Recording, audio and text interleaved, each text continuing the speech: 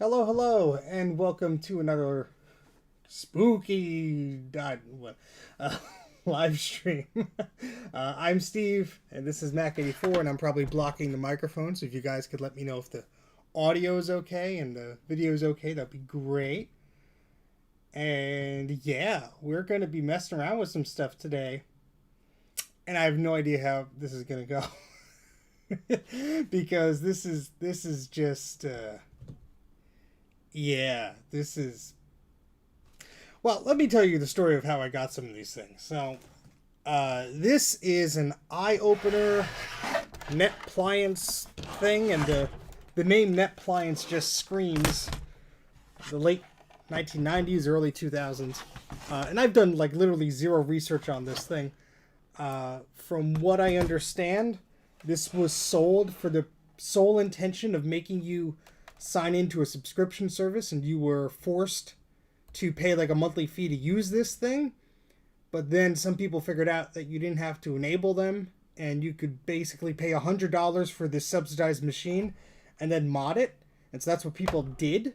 And it's basically like a very low powered PC. It has an LCD screen, which is flexible. It has a keyboard. Oh, well, Justin, you could educate me here because I know next to nothing about this. So that'll be cool. Essentially, this was at the e-waste place I visited back in the summer. And essentially, it was sitting there looking all sad. And for a few dollars, I picked it up. And I have no idea if it works. I've never plugged it in. Just a few minutes before this stream, I found a power supply, which may work. And we'll try that out. But this thing is in pretty good shape. It looks like there's some pry mark. Someone was trying to open the thing here. But yeah, has a volume control here, has a power here. On the back, there are a few ports. You have a printer port, a parallel port.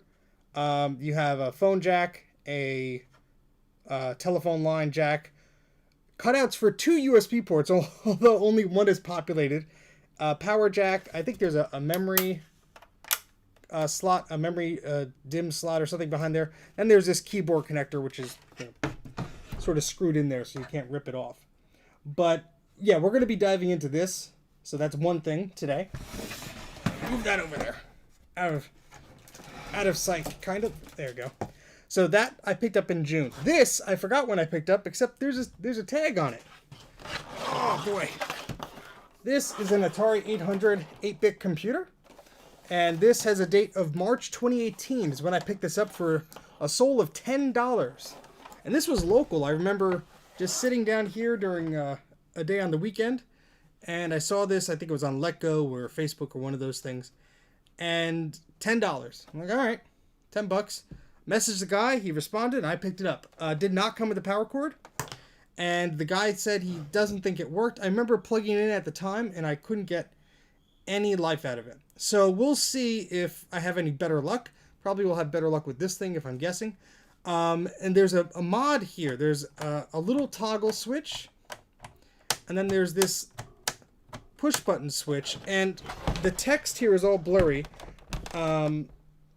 Toggle up, hold option. There's some mod for it. I mean, it's... I remember tweeting about it once and someone gave me the answer to it. I'm not 100% recalling exactly what it is, but we'll get to that. Maybe somebody remembers. But yeah, I mean, I don't know what I'm doing. I'm just poking around here, and we'll have a fun time and just chat and relax.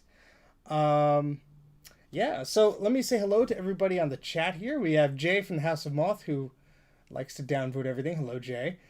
We have the Mac Attack. Hello, Greg. Hot Rod. Christopher Bourne. We have Dana. Hello, Dana. Classy Mac. Justin. We have David. Hello, David. Hello, Golden Panda. Hello, Sad Mac356. Hello, anybody else? Jeff. And Apache Thunder. Hello. So Apache is saying that he got a similar one back in high school. One of these appliance things. Proprietary build of Linux. Had the IDE port, and people reverse engineered them. Cool. All right. So I guess we'll begin on that because... I mean, I have a box of Atari stuff here, disk drives and all sorts of things. I got these first before I got any Atari machines. This was at a thrift store. They had a modem, a disk drive, like an acoustic modem, a disk drive, a switch port, like all this cool stuff. In fact, let me show you. Let me show you guys the box of Atari goodness here. This was at a thrift store. I don't know. Maybe there's a sticker might still be on there. Oh boy! Oh. Look at the size of this. This is a floppy drive. Look, it's bigger than my head. Just look at that. This is insane. This is Atari 810 floppy drive. And holy smokes, this has a name of Bill Benton on it. Thank you, Bill. It is very yellow. I mean, you think Apple stuff is yellow. This is brown. Oh boy. Yeah, yeah, somebody probably, smoked a pack a day right next to the thing. And we have this. This is a serial interface switch box or something like that. And this is another Atari disk drive. Oh, here's the date on this. All right, so this was $50 at Goodwill, but I believe everything was 50% off. Or maybe it was. Usually I'm lucky, and whenever I go in there, the sticker price is 50% off.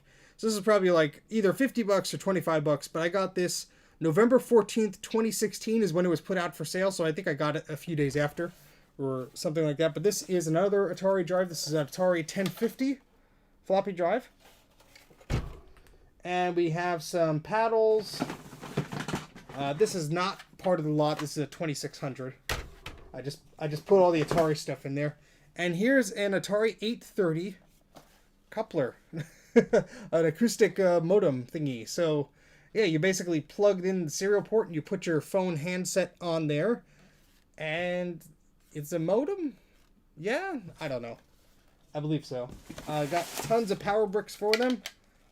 So this, I wrote Atari 800 on it. So I believe this is for the Atari 800. And, yeah, shall we play a game? Yeah, it screams of war games over here. And, yeah, that's... Oh, that's where my universal power adapter went. Too bad it only goes up to 9 volts. We have some Atari games here. Star Raiders. Picked this up for $5 at Digital Press in Clifton, New Jersey. That's a good store.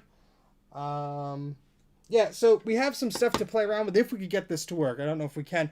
I do have a few other Atari 8-bit systems. I just don't have them here.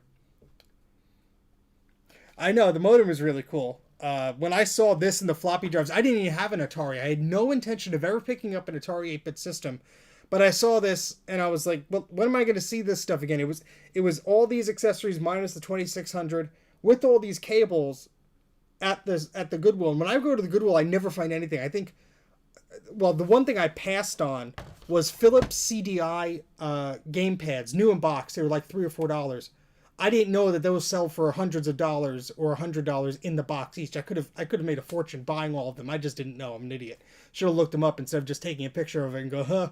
And I found the picture years later and showed my video game friend. He's like, you should have bought those. But anyway, that Goodwill has been okay. I found a Laserdisc player there. It used to be sitting over there during my streams. And I found this Atari there, and I found a Sega Saturn there. So sometimes you find some good stuff. But, hello, Raw Elements. Ooh, you got your Image Writer, the wide one, to work. That is really cool. That is really cool. All right, so let's put the Atari stuff back in the bin for now. We'll play with it a little later, assuming we could get any life out of the system. And I don't know how to repair Atari, so I'm just going to take it apart and poke around. Maybe it's a loose cable, who knows. But let's look at this eye opener, which it says at the top, and there's a Netpliance sticker on the back. And this is a model NP1000, an input of 19 volts, 1.84 amps. Well, hopefully, Justin, this is a positive polarity. Where's the power adapter? Here, positive center pin, because that's what I have here. I have a Best Buy Insignia brand 90-watt power adapter. It has 19 volts, 4.74 amps. This says 19 volts, 1.84 amps. So this should hopefully just draw the amount of amperage that it needs. This has like those multi-pin things on there that you could put on. I don't know where the rest of these pins are. But this kind of fits. It's a little wobbly, but it does kind of fit. Who knows? It probably won't even turn on. I don't know. Some joker probably plugged one in there before and broke it. But, I mean, yeah, I have no idea. I mean, I'm sure there's a community out there, like Justin is saying, that have hacked these things to Kingdom Come. And I'm just, like, you know, first looking at this for the first time. But what's funny is there's a warranty void if removed label. Then there's a refurbished sticker. And it says this product may contain new, refurbished, repaired, or previously used assemblies. Let me switch to the other camera here, and I can just show you what that looks like. If you just give me a moment here. I'm using a magic trackpad, which I'm not really the best at, to be honest. And I just moved something I didn't want to move. Oh, come on. Try this again. There we go. All right, so here is a close-up of the back of this thing. So you can see here we have a printer port. We have a wired keyboard port. I'm sure if I unscrew that, I could unplug the thing. A phone line, well, your telephone, and then the phone line. Then it's supposed to be 2 USB, I guess. Maybe they use this plastic for other models, and there's one. And here's the power. There's that refurbished sticker there. And yeah, let's see if there we go. Oh, cool. So you actually had a website for that. That's really cool. Well, if you find any of that, email me at mac84tv@gmail.com. That might be cool to look into. Oh, we have a little DIMM that's plugged in there. So at least there's something in there. Usually I get these things and they're stripped. There's a piece of tape or plastic holding on it. What is that? Something. There's something that's just dangling in there. Like a resistor or something. I mean, it's plugged. Ooh, is that leakage? Hold on. Where's my phone? Hold on.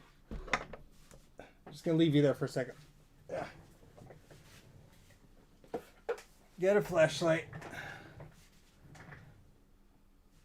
What is that? Oh, no, it's just like dried adhesive. But there are some chunky caps in there. Oh, boy. So, okay.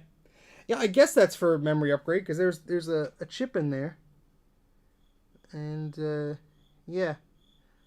There's a bunch of dip switches, too. There's a CN12 connector with 10 pins on it. I mean, pretty neat. Standard laptop RAM of that era. Okay, so just like SD RAM. Cool. All right, well, if anything, I could use some, could use this to steal some SD RAM from. How about that? All right, so I'll put the camera to the side there. Whoops, almost dropped the second camera there. Not that you could see it. And let me just get back to this here. Okay, so, I mean, I'm going to plug this in. We'll see if it works. There's a monster of a printer by my feet, that huge Panasonic one from the stream I did with Mike. I hope you enjoyed that stream. That was a fun thing to do. Whenever Mike visited, we just never had the time, and so we set aside the time to do that. I hope you guys enjoyed it. Let me know if you did. I think we had a lot of fun. Well, I know I had a lot of fun. I'm trying to reach down to the power supply with my foot. Drag it over. There we go. I'm too lazy to get up. There.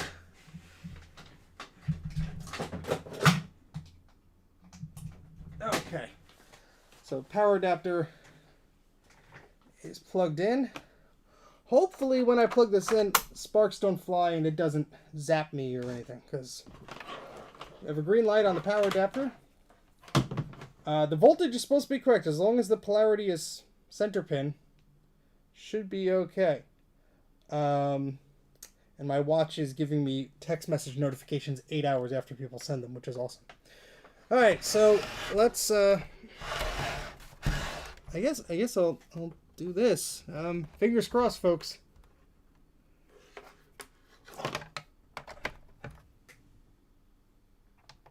Oh, I got a light. Got a little green power light. Oh, turns on and off.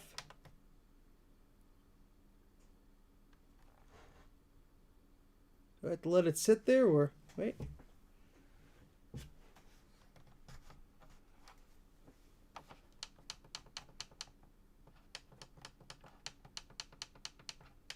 I'm seeing nothing. The screen is illuminated, but I'm not seeing anything on the screen.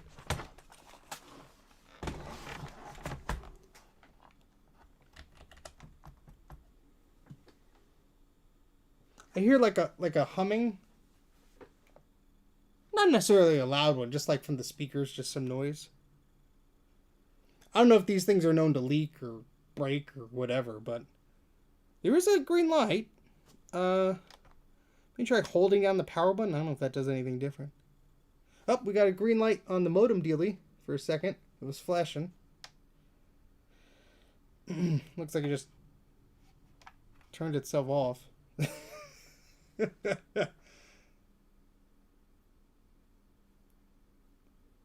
Oh, there we go. I don't know why that did that. Now it says eye opener. Hey, look at that. Okay, we're getting somewhere. Let me switch the camera here so you can see exactly what I see. Let me do that real quick. Okay, so that was, I guess the power adapter is okay then. Sweet. I have no what else to do. It's just sort of sitting there. Oh, did I wiggle the power adapter loose? Maybe. It's not a good fit in there.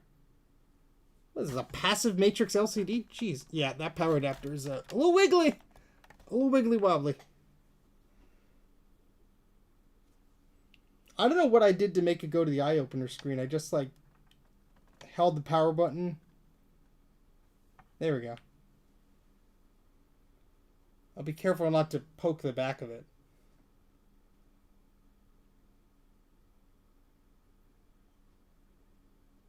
So for those of you who are just joining, we are messing around with this Netpliance thing. And tap tab repeatedly. Okay.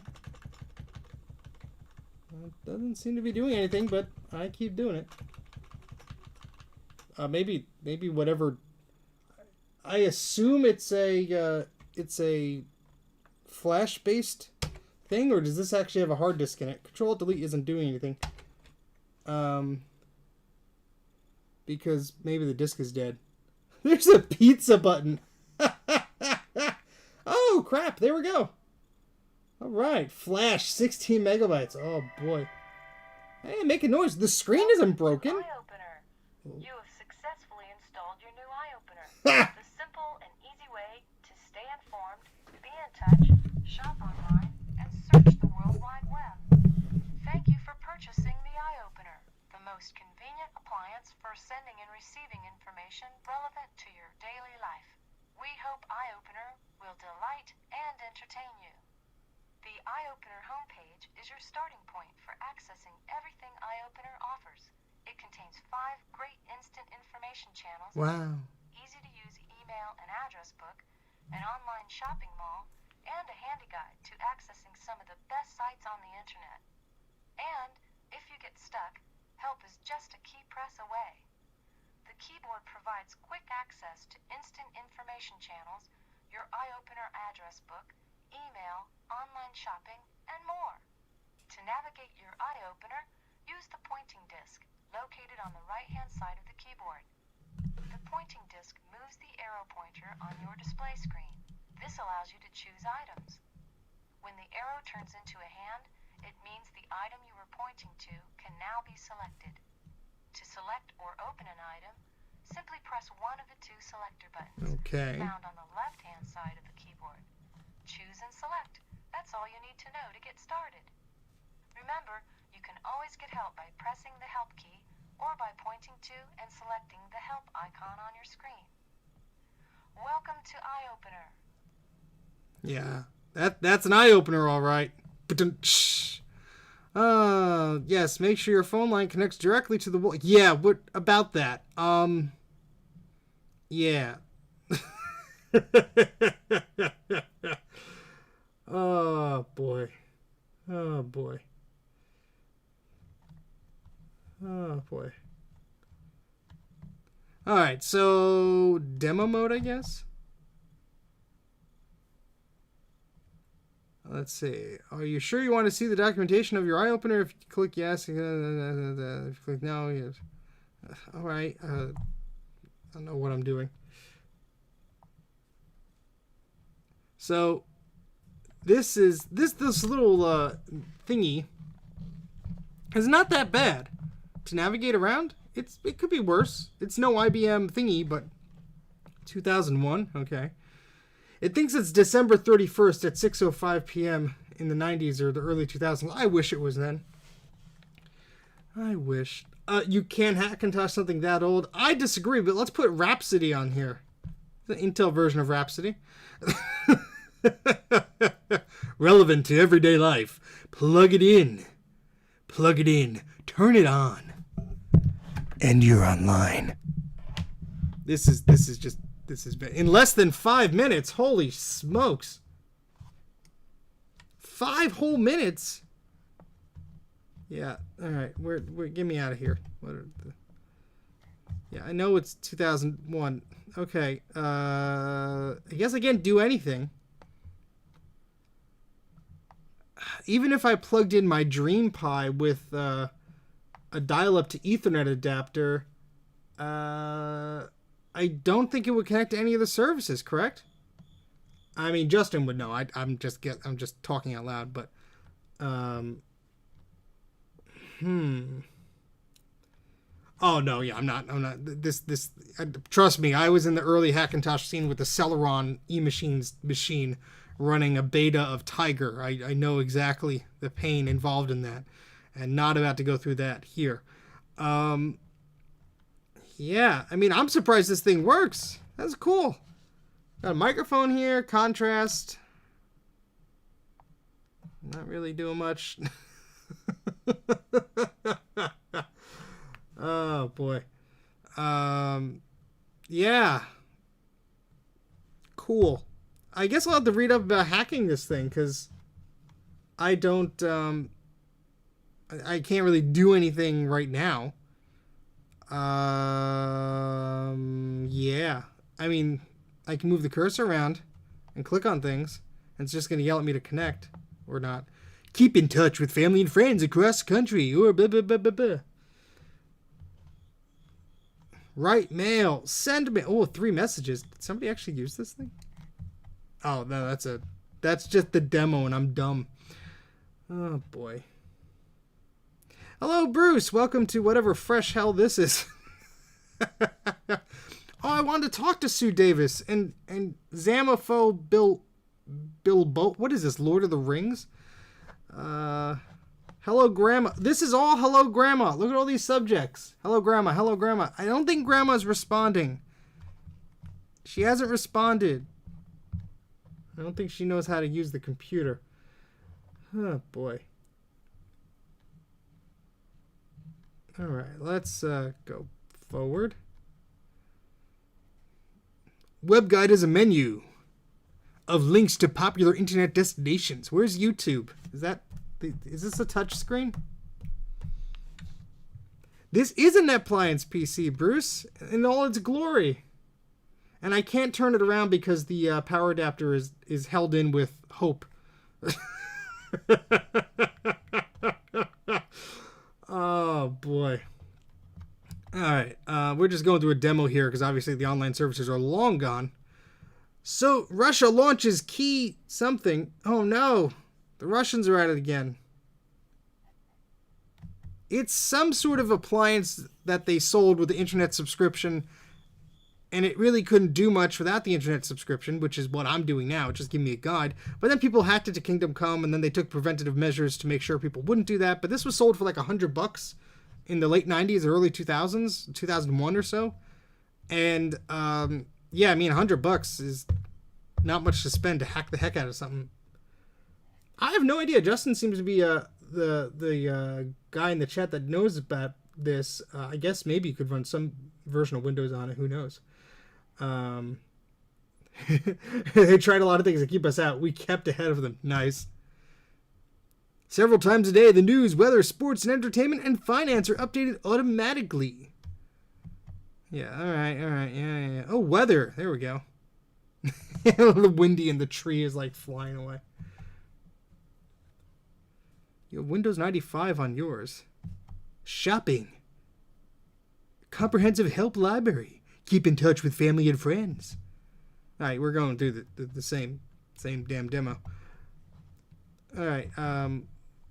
Yeah, I don't know what I could do with this. I could take it apart, I guess. Besides that, it works. So that's cool. Hello, Grandma. Yeah. I mean, it's got a keyboard. Control Alt Delete something. I don't know. I'm still. There's a pizza button here, guys. There's a pizza button. I want pizza. I want pizza. I do have an old enough USB to Ethernet adapter. Of course I do. But there's also other buttons up here.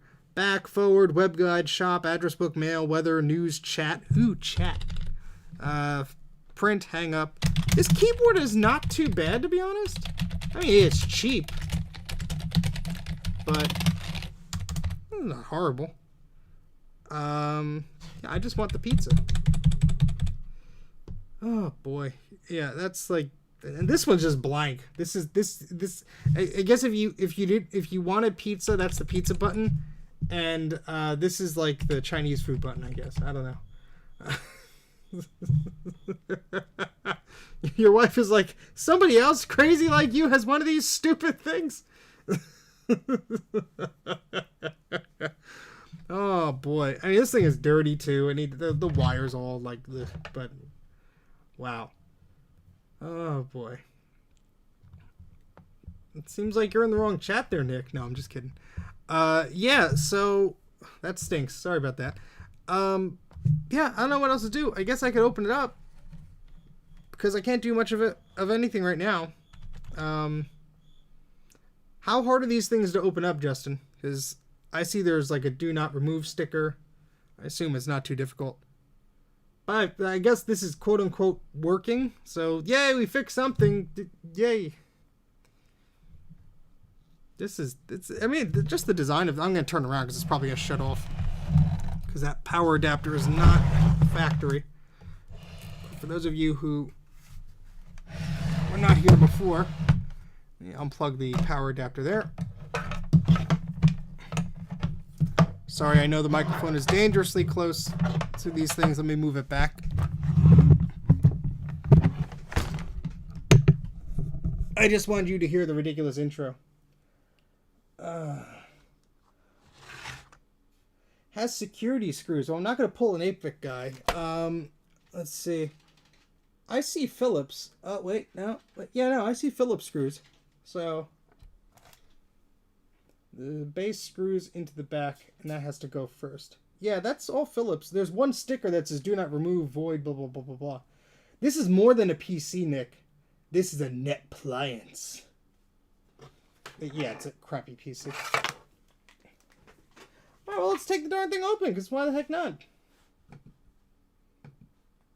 Why the heck not? Alright, so this Netpliance sticker is coming off, but this warranty will void, remove, blah, blah, blah, blah. Sticker is still on there. So I gotta move this chat here, otherwise I can't see it.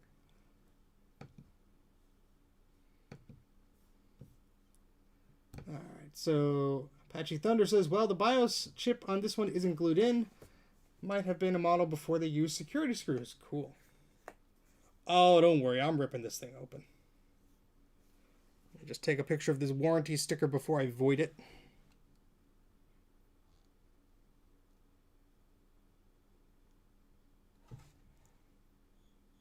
Because that's getting voided. Let's see if we can take that off. Let's see, I have a scalpel. Let's see if I could just move that. Open this with a hammer and nobody will care. Well, then the curiosity will get the best of me, but I want to open it so I could actually put it back together.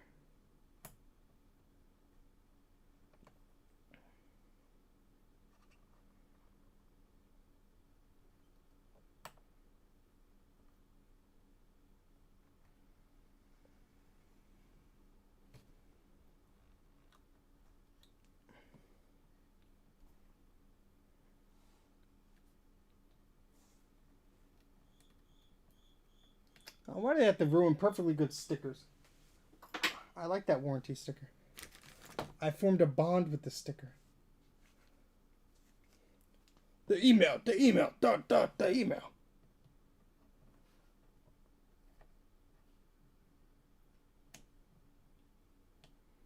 Just trying to remove this sticker enough just so I could shove the screwdriver in and then... Yeah, that'll work. Maybe. Ah. No fair. Well, that's actually deeper in there than I thought.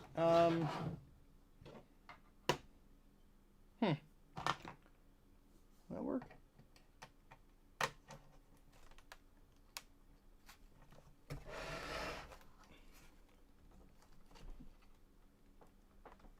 Oh, come on. There we go.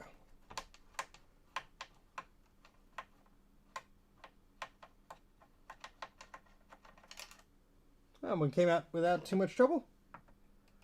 Let's see. This one actually... Yeah, so the bit here is just a little bit too wide to fit in there. Let's see. No. So I had to use this little teeny tiny screwdriver that came with like an iPhone battery kit or whatever, but just because these are so recessed, but thankfully they're not giving up. They're not putting up too much of a fight, I should say.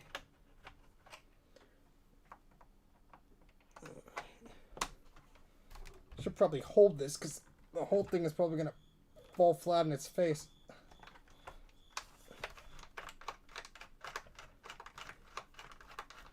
And this was literally a very impromptu stream. I just had this on the shelf collecting dust since the summer.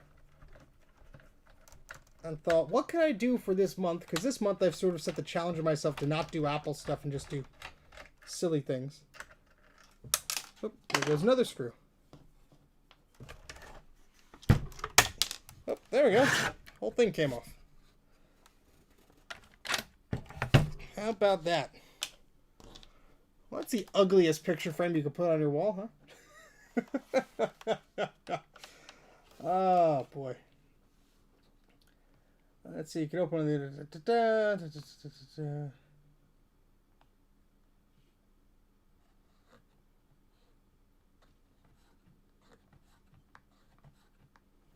Yeah, so, alright, well, we got that out of there, out of the way. So now we have screws all around the top and the bottom. Let me take off this screw here. I bet there's like a keyboard connector here. I hope I'm not too far away with the camera. I know it's... The tripod is literally at the edge of the table, so I can't really go too closer unless I move to this second one. Let me see. Let me see if... I had my other tripod, but... I mean, this is going to be wobbly, though, because I'm going to be working on here. I had a battery-powered screwdriver ages ago. And they don't work no more. Because the batteries died. If you're offering one up, that's cool. Oh, this camera is disconnected again? Thank you, USB extension cable, which is being a pain in the butt today. There we go. Alright, we'll do one of these. Okay. Let's see a little bit better.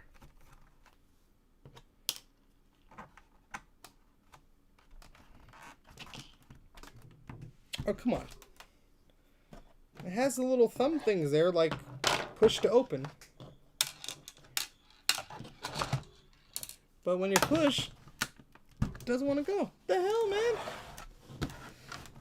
Well, it's got a USB cable. I assume I could plug a mouse into that. Unless this is too stupid to understand that. It's like spring-loaded or something. Oh, it's probably like clipped onto here. Yeah.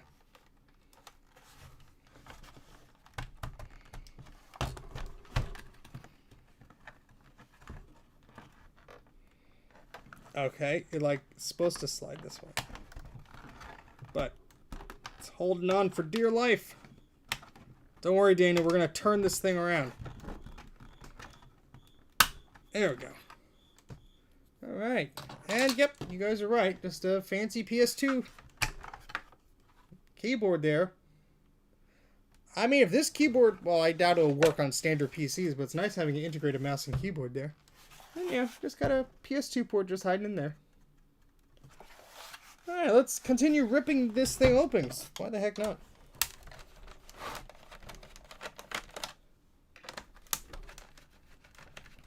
I mean, this thing's just begging to be hacked. I mean, you put a screw and a cover over where the keyboard plugs in? This just screams, take me apart.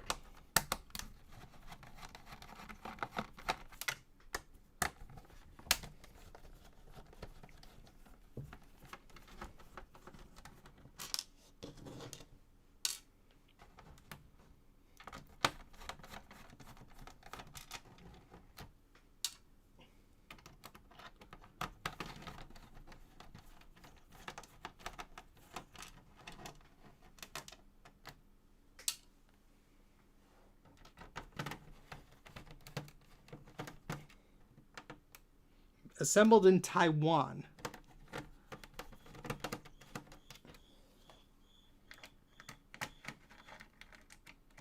There's a very noisy cricket in this basement. Not the one from Men in Black, but an actual cricket.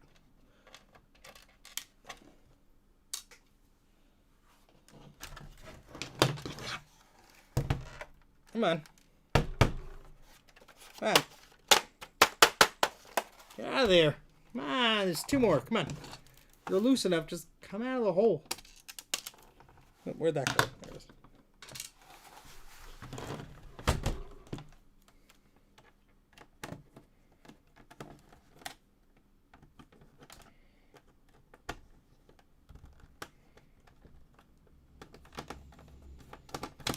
There we go. All right. Last screw, I think. No screws in there. I think I saw like a plastic clip that was already... I think I accidentally pushed it back in, but...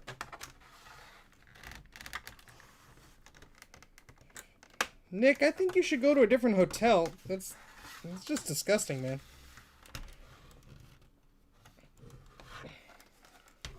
I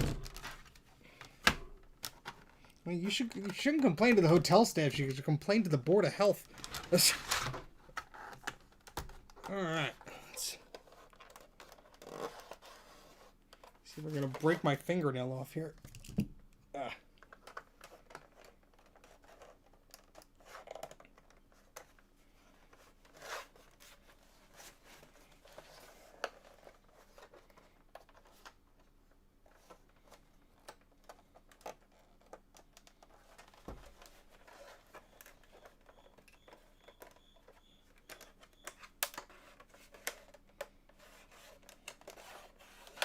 $40 days. Good luck, man. Alright.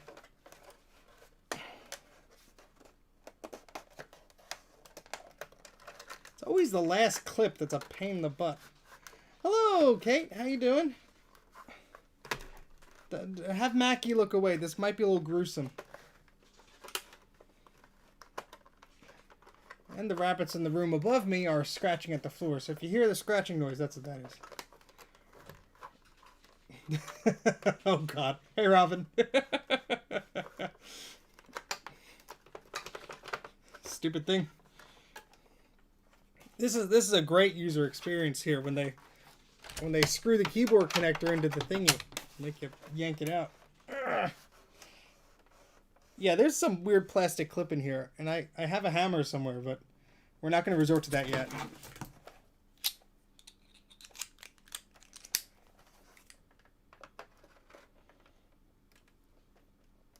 Come on. I don't care if this thing breaks. I paid nothing for it. And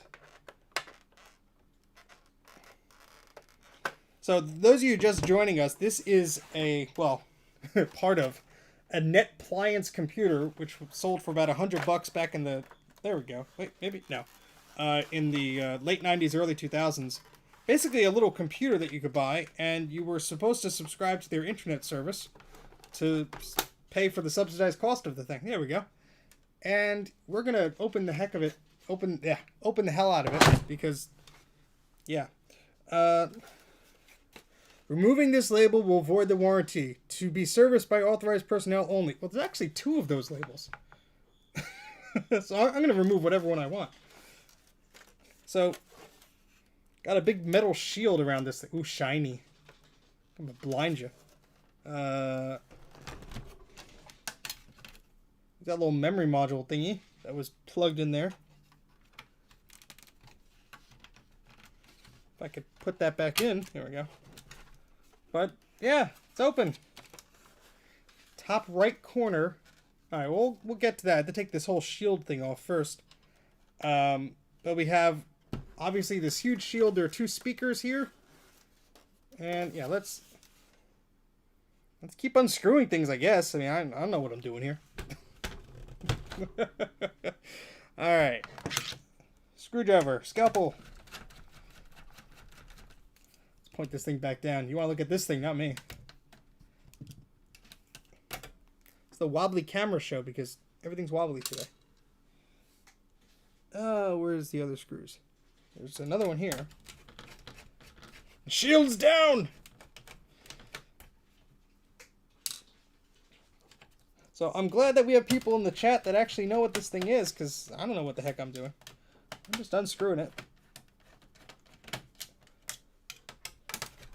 So this ran its own little proprietary operating system, which basically just yells at you when you try and turn it on because it can't connect to the servers, which were disconnected over 20 years ago, probably. So that's why we're taking it apart. I mean, the screen works and everything. It's a horrible passive matrix LCD, which, if you've never had the pleasure of using a passive matrix LCD, well, good for you. It does look like a TV. It's some weird little consumer thing. Apparently it is x86 based, so you could probably put Windows on it or something. Justin here in the chat apparently has one and hacked one. And the other guy who, the name I forget, I'm scrolling up. And Apache Thunder used to have one. So I had no idea about these machines at all. But it was at that e-waste place and it was super cheap. And I'm like, this will be a good video or something one day. And here we are. Alright, let's undo this thingy then. Alright, that should be all of them, I think. Oh, that that only separated the screen from the plastic.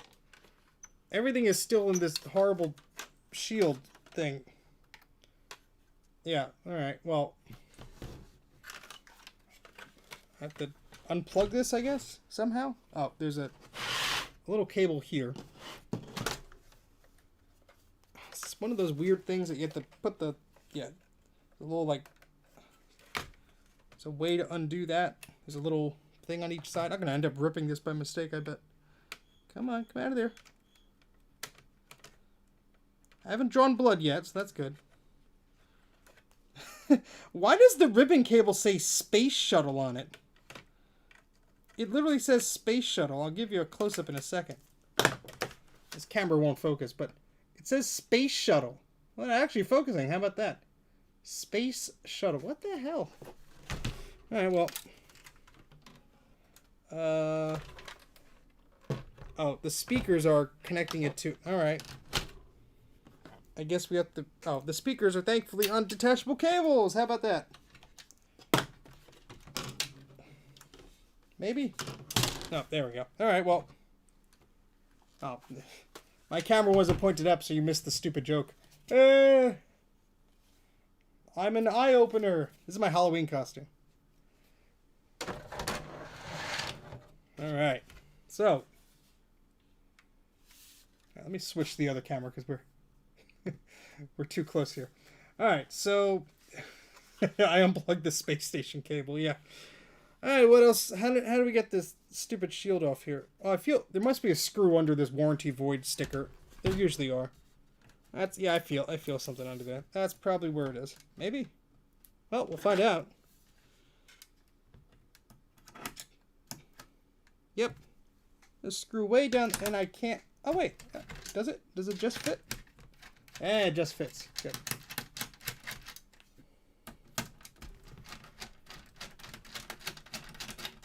So there's... Looks like 5 of these areas. And we're just... That one didn't want to go. We're just unscrewing them. That should hopefully get this shield off. So we could get a closer look at what the heck is under this thing. Oh, come on.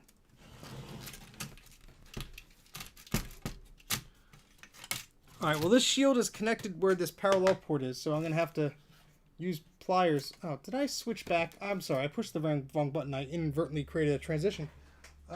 Pliers. Dana, where'd you put my pliers? Thank you, Dana. Alright, let's... So this parallel port... Well, I'm on the wrong one. This parallel port here has screws, and I have to unscrew these to lift this shield up. So, that's what we will be doing. Transition! Go! There we go.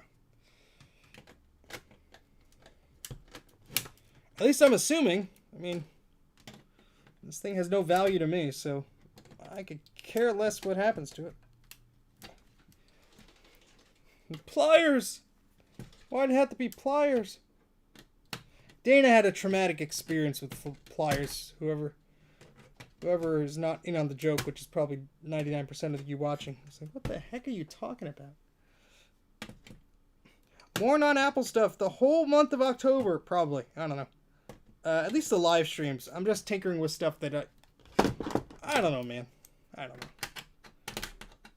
Nope, that one's not going to work how I thought it would. Where did I find it? I bought this at an e-waste facility in Brooklyn, New York that was closing down. They had a bunch of Apple stuff, which is why I went there. Got a bunch of beige Apple stuff.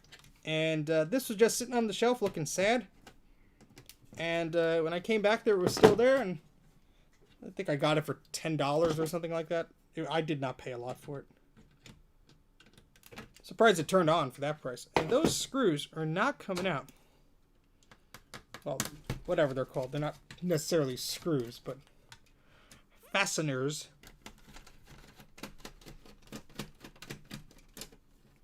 As long as it's retro tech, you're happy. Well, that's good, because that's what I like. I don't care who manufactured it. I like this stuff that I don't know about, because, like, I don't know about it, and I'm curious about it, and I like learning. Learning is fun. Alright, Alright, yeah, we're gonna have to take the rest of these out.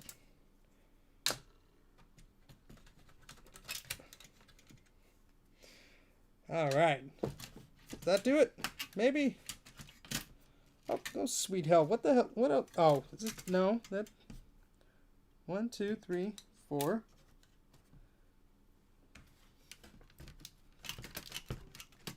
There's something holding it in. That screw still... Maybe? Whoop. Oh, that screw touched my toes, but... Whoa, more screws. Christmas! It's like a piñata. Well, I don't think I'm ever gonna find all the screws for this thing ever again. I really gotta do something about it. That's why it looks so weird in here. This light is off. There we go. I'm not in a dungeon, I swear. I'm just in my unfinished mess of a basement. Alright. Most of it wants to come off. It's just like stuck in this area.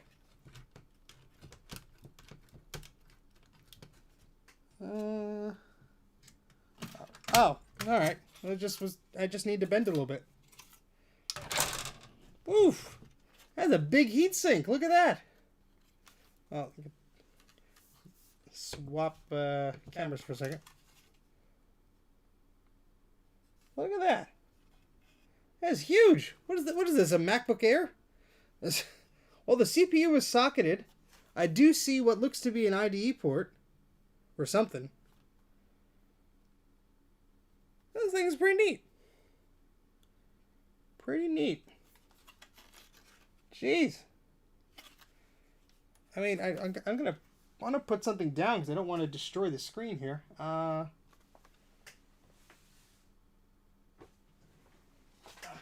piece of paper I could use, I guess.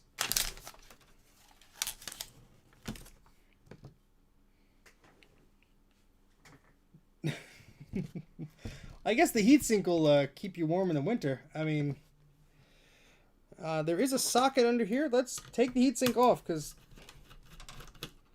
I know I don't have any thermal paste.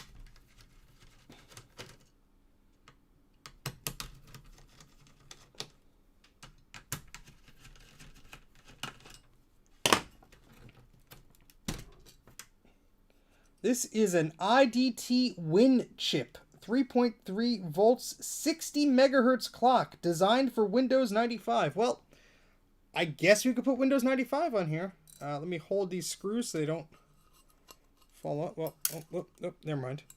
But hey, look, there's a thermal pad. So there's that. And just, where'd it go? I was gonna say, let me put the screws back in here so I don't lose them. There we go.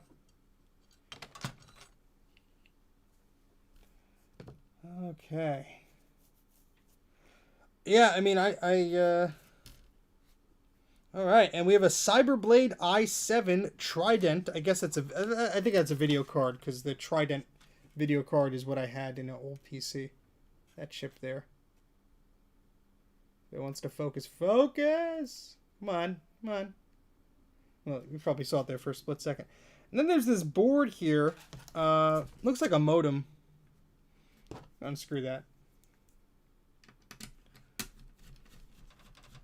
Yes, socket 7. I actually have, or had, another socket 7 CPU that was like 100 megahertz.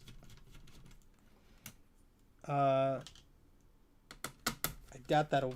Well, I don't know. We'll see. The BIOS probably is locked to certain things, but... The caps don't look like they're leaking. That's good. Alright, what the heck is this? This is a modem. Alright, so it's on this little card. So I guess they could swap it out. This has a little wire that runs directly to these two phone jacks. So yeah, I guess if they wanted to upgrade it or whatever, it's has a Lucent chip on it. So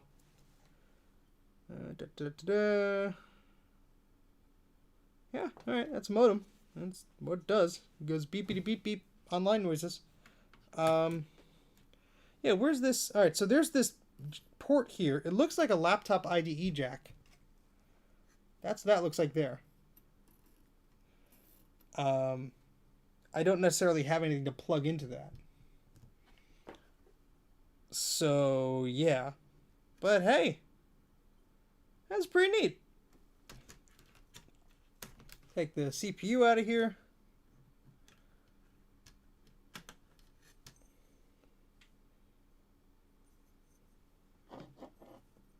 Upside down. Oh, come on. You were focusing and then you decided not to because you're a stupid camera. And I'm not going to pay COVID prices for another webcam right now. Come on. Don't make me open the control panel. There we go. So that's what's inside. That is a Win chip processor. Never saw one of those. Yeah, no, I'm not doing anything right now. You guys are saying it's flipped, I believe you. So I'll have to make a custom cable or do something. I don't know. I had zero research done for this thing. I just decided to open the thing up, plug it in. I just found a power cord that I thought would work, and it did. And it turns on. So how about that? Yeah, I mean, this says 60 megahertz clock. Oh, 100. Oh, I misread the stupid thing. 180 megahertz. Okay. All right. That's not too bad. So I was just reading the clock on it, but it's actually 180 megahertz. Not bad. Not bad. So, I mean, yeah, if I put Windows 95 on this thing, if you could, I mean, that's suitable. I mean, I don't know what else you could run there, honestly, because, again... Oh, that'd be great, Justin. If you want to just send me an email to mac84tv@gmail.com or just find me on Twitter as Mac84TV. That'd be cool.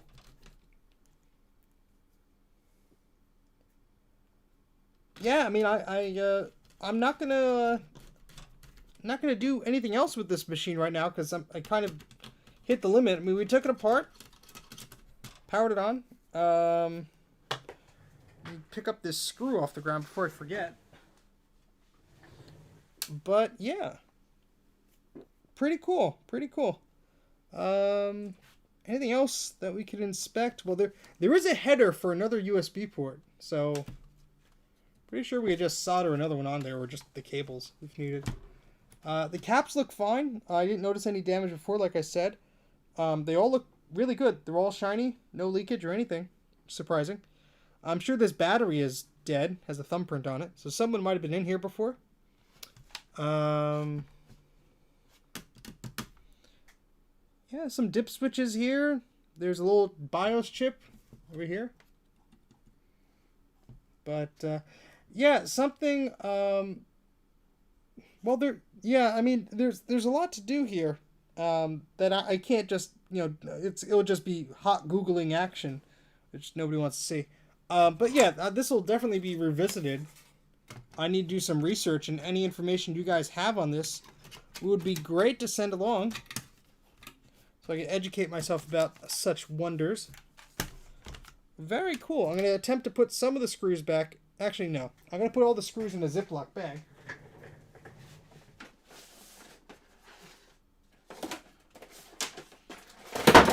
Oop, there goes a hard drive. Oopsie.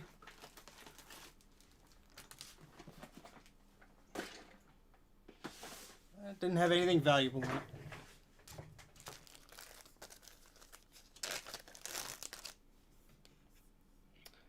Okay, so yeah, I guess I just need to put some type of software on there, but...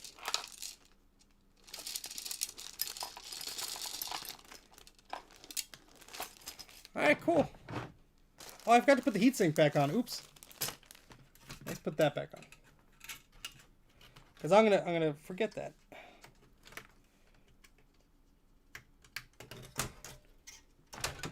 Alright, let's see. You have all the screws? You didn't lose any?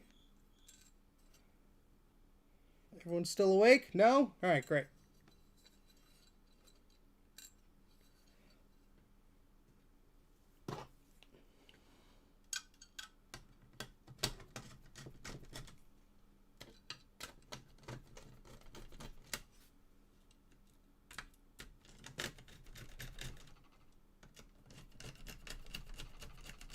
I mean, that is one huge heatsink.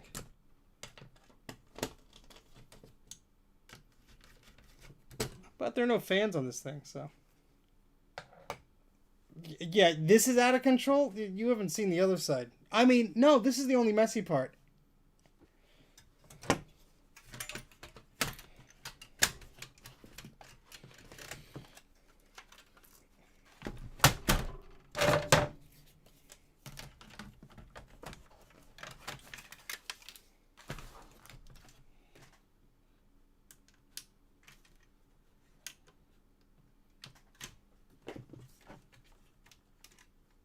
Alright, so I'm just loosely putting this back together just so I could put the case back on. And it's fixed. No, I mean, neat. Alright, so that'll snap back together, and I'll regret snapping that back because it's probably going to get... Yeah, I'm not going to turn it on, so I left the ribbon cable undone. And yeah, this'll be a project for another day. But that's the hinge mechanism. Foxconn revision 3B. It has a date of July 8th or August 6th. I'm sorry, June 8th or August 6th. And a date of the year 2000. So this was manufactured, or at least this part was manufactured in the year 2000. How about that? Pretty sturdy design. I mean, it's for a piece of plastic with a thing of metal slapped on. Pretty neat.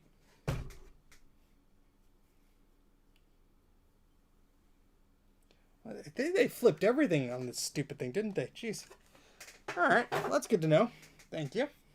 All right, let's get this crap out of the way. Let's look at this Atari.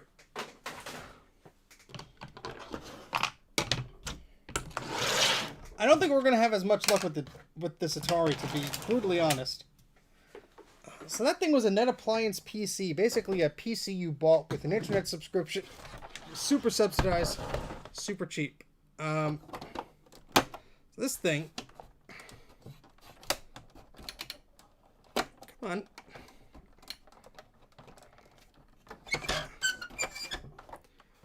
So this is an Atari 800 computer with some weird mod thing here, which probably screwed something up, because I last time I tried, I couldn't get any power on it. And now that I'm thinking of it, I have no way to... I have a little TV over there. I have no way to test if the video works, but... Alright, let me go get a TV. Let me put up the be right back thing. I'll be back in like 2 minutes. Let me just go grab a TV and groove to the hold music.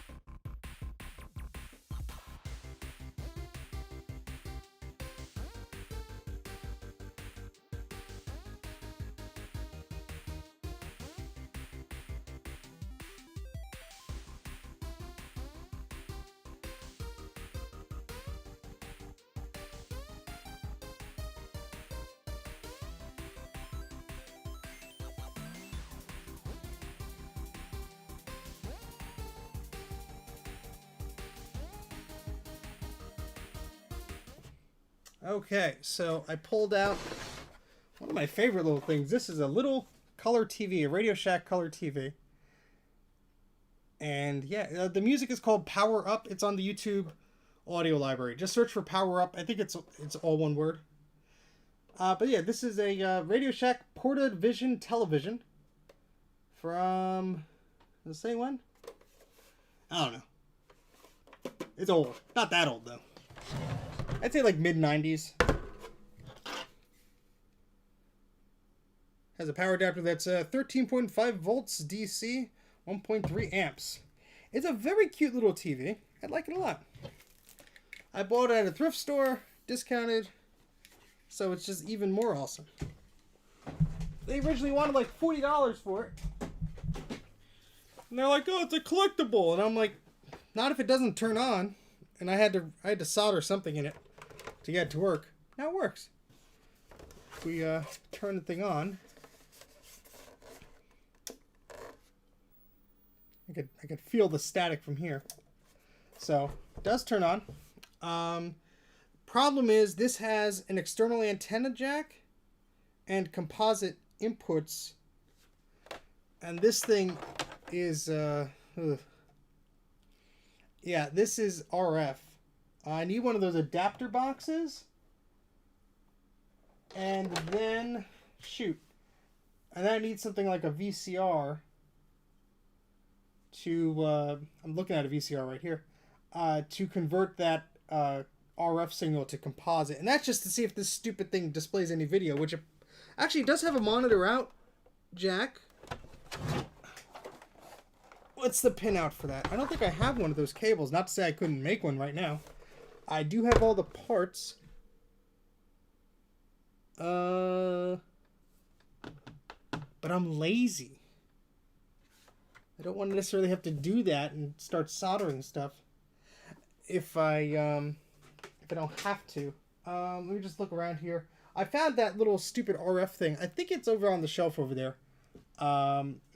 You're gonna put on the hold music again for a second, but let me just go see if it's over there, and be right back again.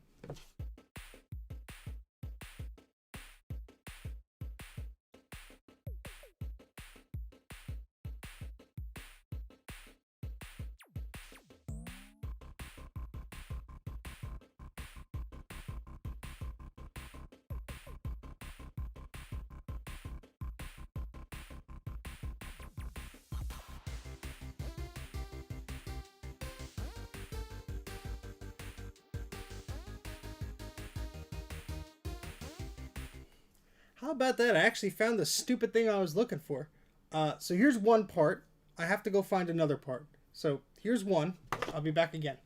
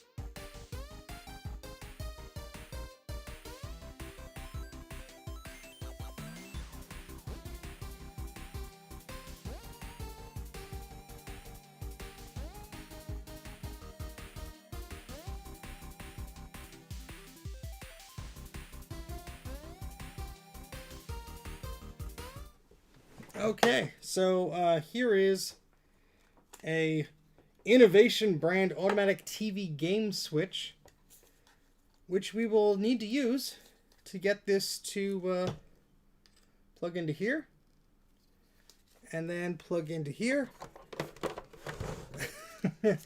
And the only other thing we need is a coupler to couple these two together. I used to have one handy for the stereo system. I'm just looking off into the distance to see if one's still there. It's always something. It's always something. Always something. Oh boy. Let's see. Hate to put you guys on hold so much, but I mean this thing's probably not even gonna power on. But trying to think of where I saw one of those couplers last. I mean technically I could just hold them together and use some tinfoil to bridge the ground, but technically I don't want to do that for reasons. RCA coupler. Where would I have an RCA coupler? Yeah, I need to get to bed eventually. It's almost midnight here. But where the heck do I have an RCA coupler? Where would I have put one? It's all computer stuff, not AV stuff. Alright, let me put you on hold again. Sorry, I'm just gonna ramble and don't want you to stare at a blank desk. Let me just give me a minute, I'll try and find the thing.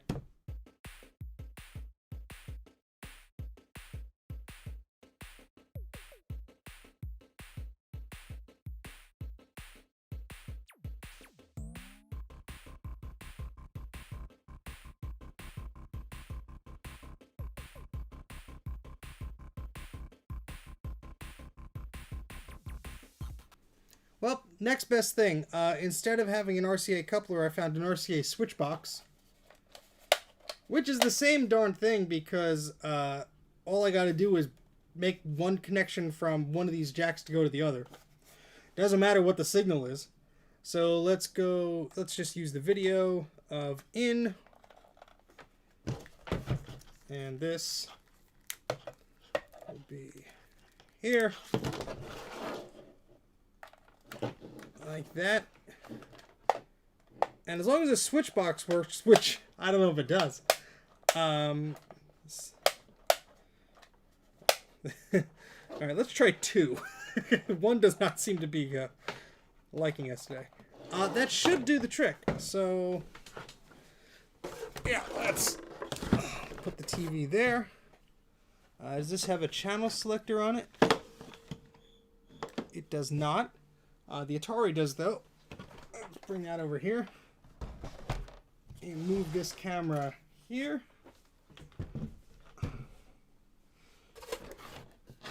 Oh, we have so many adapters, it's silly. And let me just set this up here. So if there is anything cool to look at, we will. And yeah, let's find the power adapter that we had here. This says Atari 800 again. I don't think this system actually turns on. But we'll plug it in, we'll try. These power supplies are not the most reliable from what I've heard. This is a 9-volt 31. What's VA? VA? Is that an amp? Vita amp? I don't know. Let's plug that into this power strip here.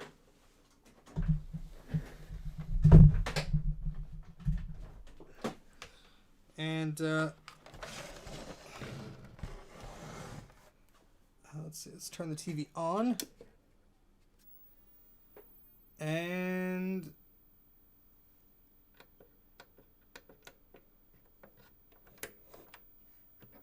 I don't know how to do external and well, whatever. Oh,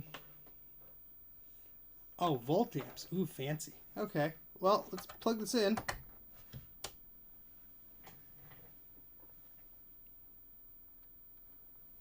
thought there was supposed to be a light on here. Is there a light? I get no signs of life. I do have an Atari 400, so I could always grab that just so we have something to look at. Wait.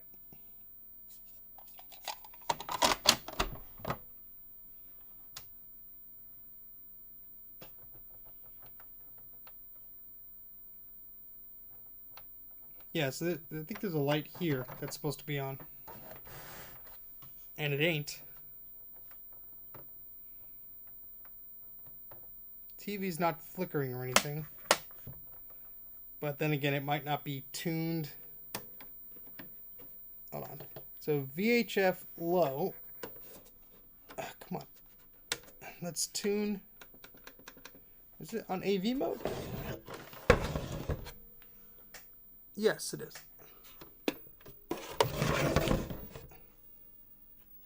Alright, well, it didn't find anything on channel 2 or 3. Oh, jeez. What'd you find now that you want me to get? Oh, boy. This will be bad.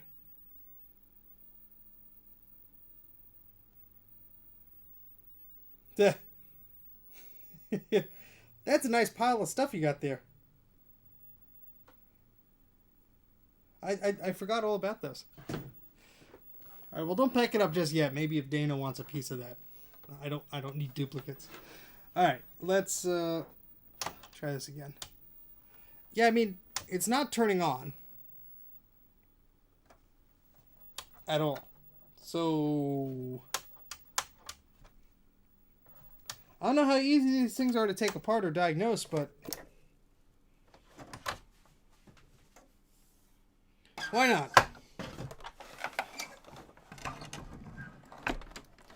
Why not?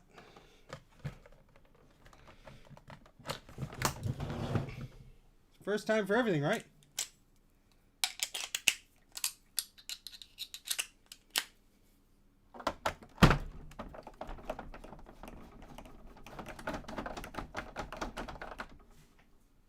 Let's see, 2.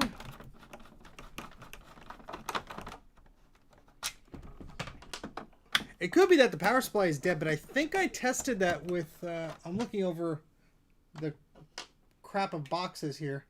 I don't know where I put that other Atari, but I think it's over there.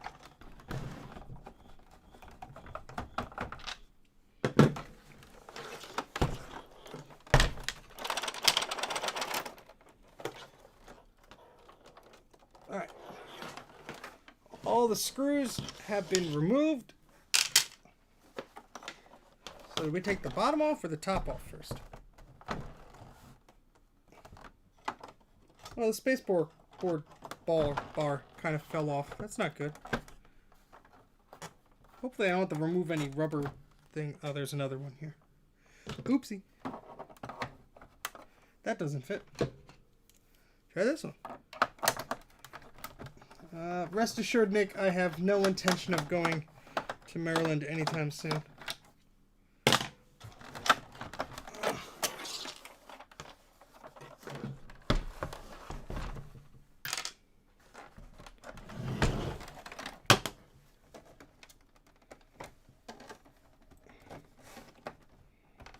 Something tells me there are screws hidden under these things, maybe? Use my flashlight.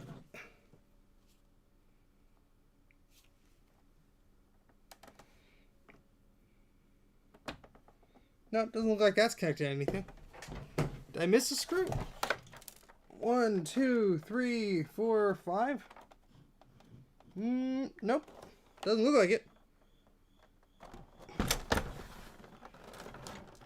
Oh, there we go. There we go. It's a lot of metal shielding, and that's a lot. Those could be leaking caps or just flux left over from the factory. Hey, Jay, let's get your opinion on this, because I have no idea what I'm looking at. So this could be flux from the factory, or that could be corrosion. Oh, focus. There we go. They look to be by the power supply because the lines are very thick there. Same over here. So I mean, I'll open the shield up and everything. Shield raised. That looks like corrosion there. I shouldn't be touching these because if these caps still got some juice in them. Yeah. Yeah. Fun times. This is gonna be great. This is gonna be great. This will be great. In my will, I leave everything to... Ew, there's a dead bug.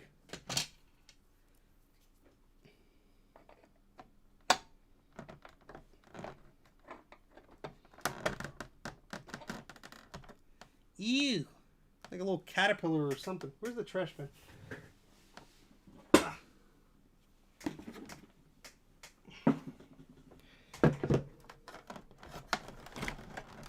Alright,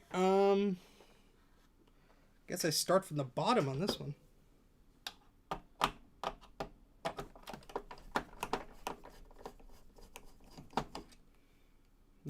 It's 2020, I can do whatever I want.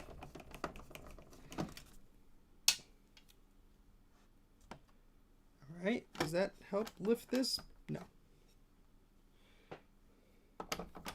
I don't know what's behind this big plate here, but...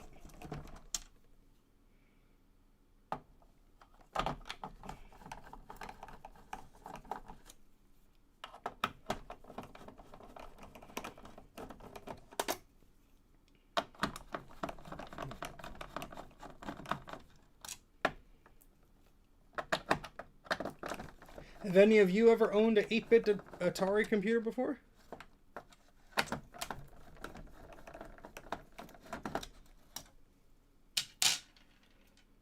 Like I said, that thrift store purchase sort of went me on a little hunting spree for an Atari.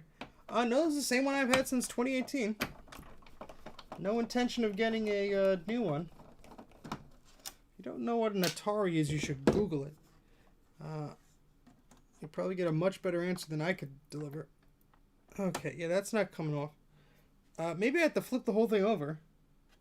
Or lift this up? No.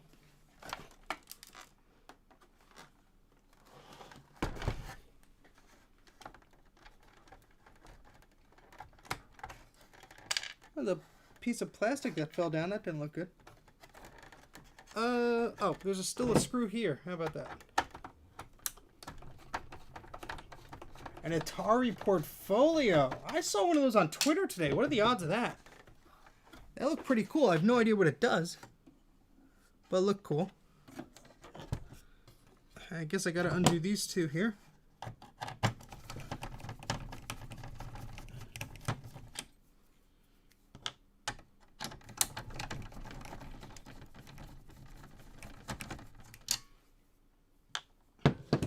Does that free this beast?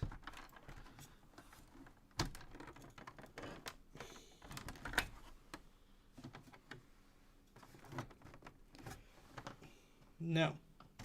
Maybe there's a screw under this.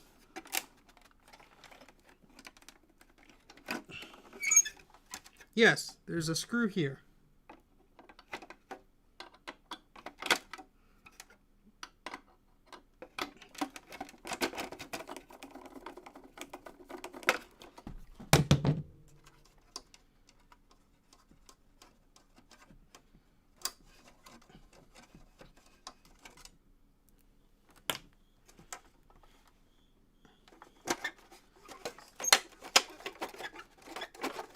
Whole piece just sort of wants to come off here.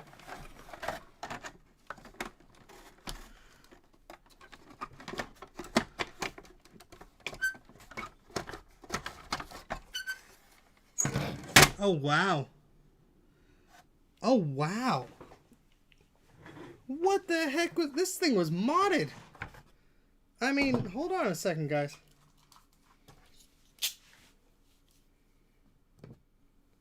So I removed that top, and we have these cards or whatever, expansion cards, memory cards, and this is just hanging. This is just dangling around in here. There's like a chip dangling in there. I mean, yeah, that's interesting. First thing I'm gonna do is take those out. Maybe something's touching something it shouldn't. I don't know. That's definitely suspect.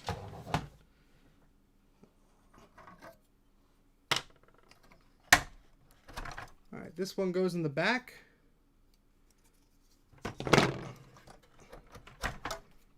Second to back, they kind of look the same. So it looks identical to that. And this one, what the heck? Omni-Mon by David Young. This is some type of tricked out something or other. Look at this thing. So that is what's wired to this switch and this toggle here. I mean, what the heck? So we got 2 chips here on this. Oh, those. Oh, geez, look. Those are just like, this is. You can't really see it because the camera's being a piece of junk and it's not focusing. Let me hold it still for a second. All right, let me go to the stupid control panel because it's not going to listen to me.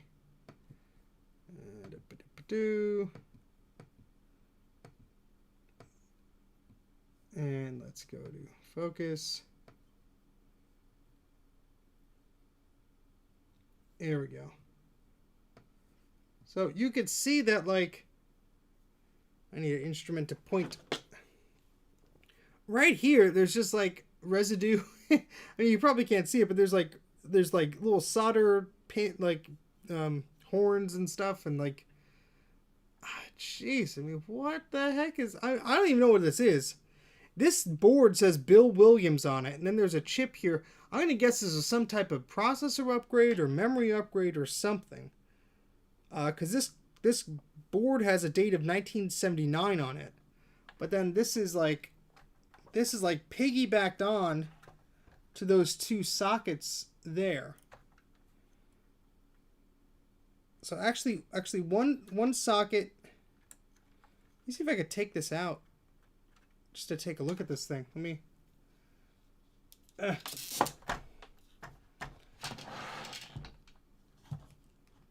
Point this down for a second. It's going to be out of focus. Let me click on the link that Dana sent. See how inactive I've been today by looking at my watch. Oh boy.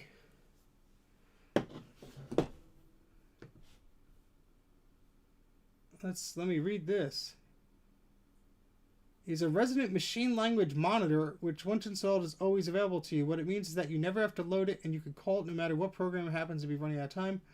Once running, Omni-Mon gives you the complete control over your computer. You includes the ability to easily examine and modify memory.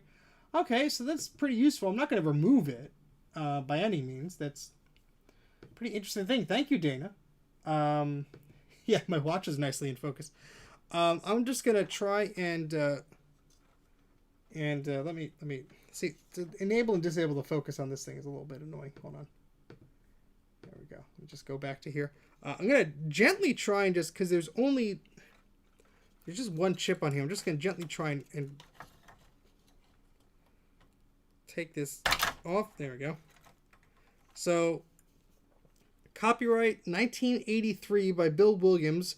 4207 Pleasant Forest Court, Arlington, Texas, 76015. Whoever lives there now probably gets a lot of weird fan mail. Cool.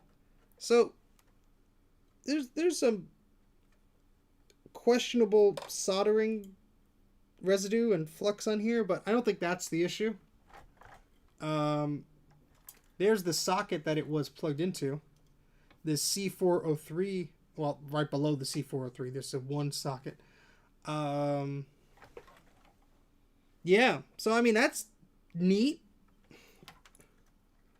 I'm going to leave this out because I need to get the machine out of here, and I don't think I could do that with these cartridges in here. So let's take this out. Let's carefully put this. How did this go in? Wait, how was... Oh, like this.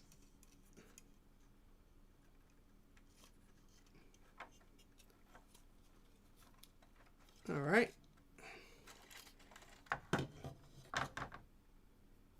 And yeah, let's continue trying to take this apart. I don't know. It was is a Win chip with a 180 megahertz processor when we opened it up.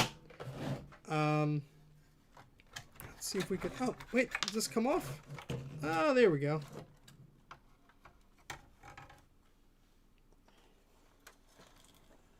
Oh boy, there's a lot of dust in here.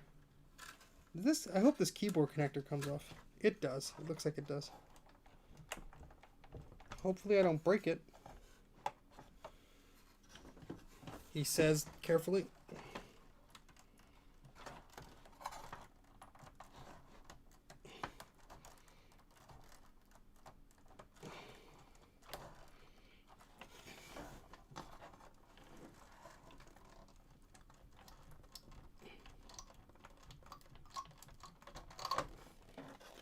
Okay. So that is going to be put over here. All right, so let's take a better look at this thing with our side camera here. So here is most of the machine disassembled. So we have those switches here. There's a lot of dirt and grime.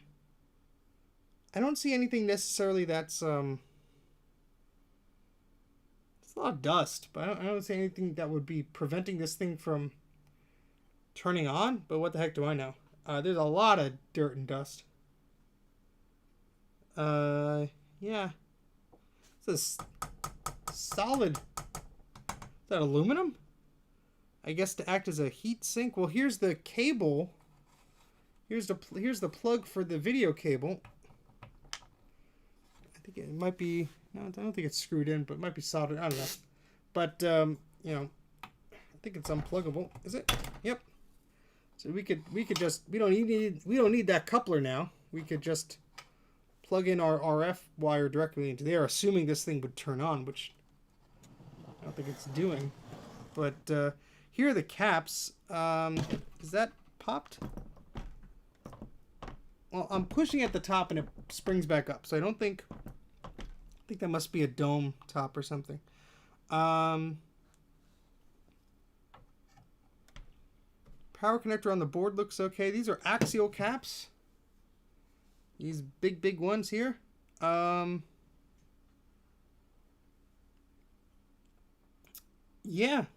I don't know what I'm doing here. No idea. I try scrubbing the bottom with isopropyl alcohol, just making sure there's no corrosive goo on the bottom, but I don't see any, at least from here, I can't see any clear signs of leaking capacitors. Not that I would have any. Well, actually, I have these 47016s, but those don't look problematic. There's a lot of dust and crud on here. So, I mean, next steps, I'm gonna try and take a look, see if. Let me undo this speaker here. Is there a fuse on the board? That's a good question. I don't know. See a button there. I'm looking for a fuse. I haven't even Googled like Atari 800 does not turn on. I haven't even Googled that, so there could be like a very simple thing. Actually, this power board is on a separate. It's like on a. I could remove this. It's like on a card. That makes things easy. That's very cool. I don't see any refas. No refa capacitors, as at least none I can see right now. Hello, Dylan. Welcome to the chat. You're looking at. We're looking at an Atari.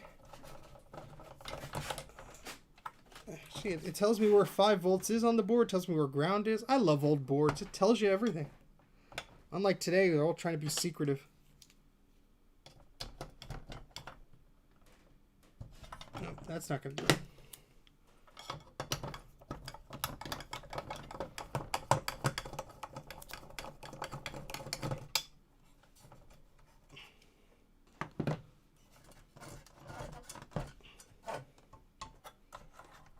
Okay, yeah, there's this connector here, which you can't see because my big fat hands are in the way. The board is like plugged into here, so the power board at least. So there we go, and let's undo this. The blue is facing the left. All right, so let's put that aside. Ah, yes. Okay, if it uses a power brick, it won't have refuzz. Well, this is just one solid piece here. I mean, goodness. Oh, I don't think we need to play around with that. That's going to go over there. Just look at all the dirt it's left. Well, you can't really see it, but it's a lot of grime and crap. So,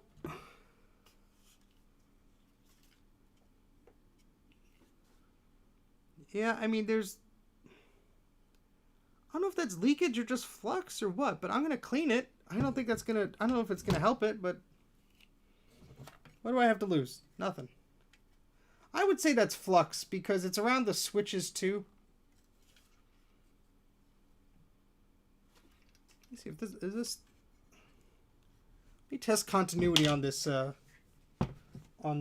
power jack.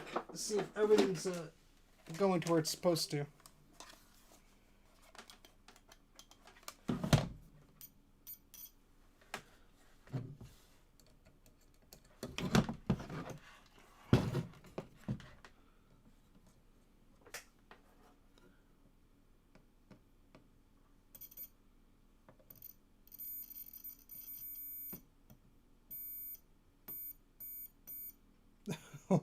Okay.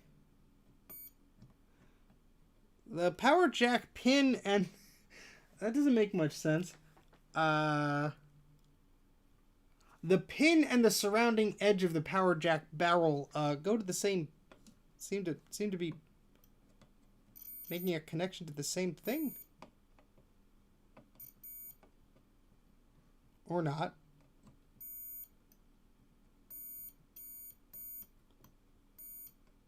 Or not. Maybe I'm an idiot. I don't know. Seems to be okay now.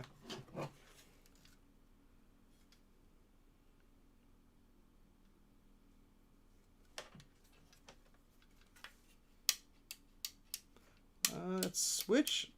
I don't think that's broken, but we could try that. I mean, power brick could also be busted for all I know, but I think I tested it on an Atari 800 and it worked.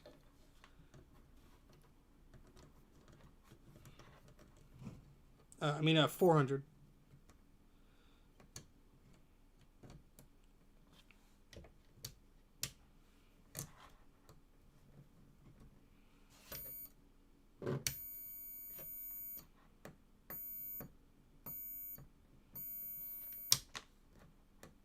Alright, so that switch, I think I tested it. I got this thing in 2018. My memory ain't too good. Yeah, I'm just going to clean this a little bit and see if that helps. Where the heck is my toothbrush?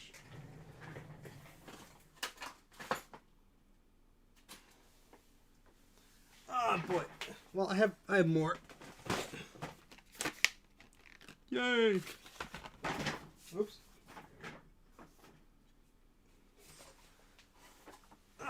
It wouldn't hurt to just clean it off a little bit. You're bubbling and making noises. Get the multimeter on it. Well, I guess I can do that. Sure. With Bruce here, I feel confident. But let me just brush this. It's very dusty, and who knows? Just.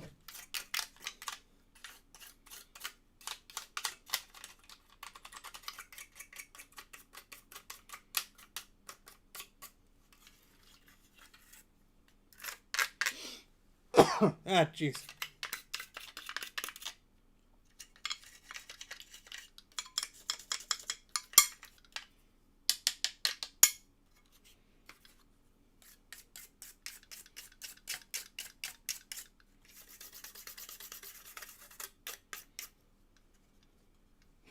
Put my tongue on the contacts. I'm not going to fall for that twice, Bruce.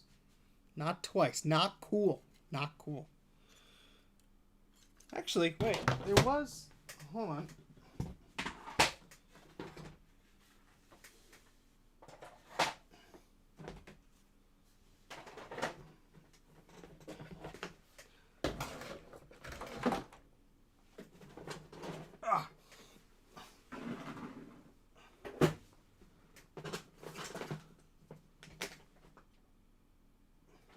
This one.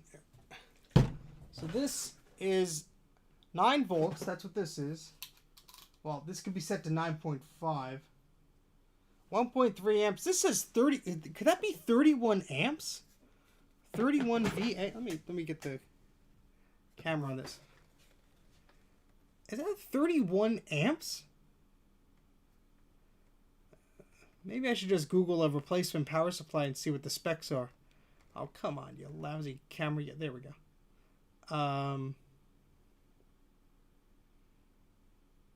Yeah.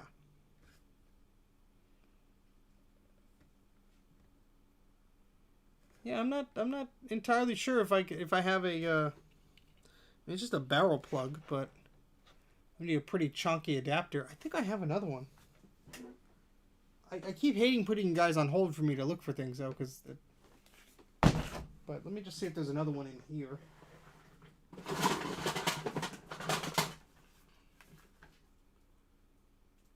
This one says 9 VAC and 15 VA. Not 31, but 15.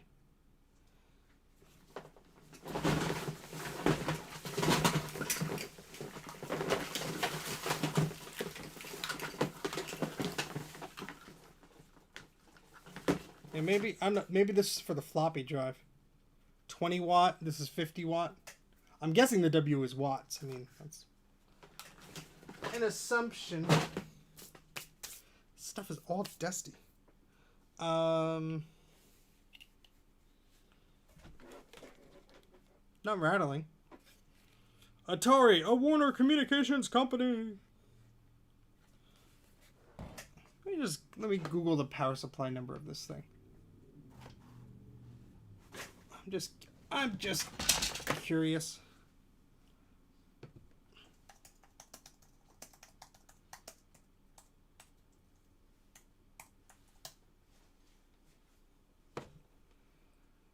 $15 online.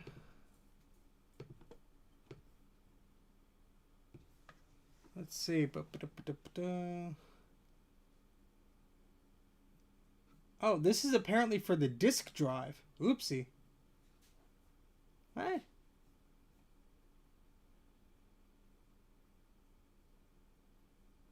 Oops.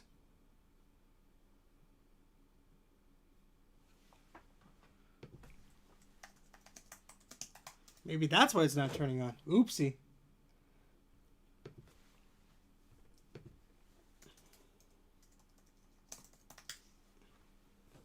The Atari does definitely not run Windows.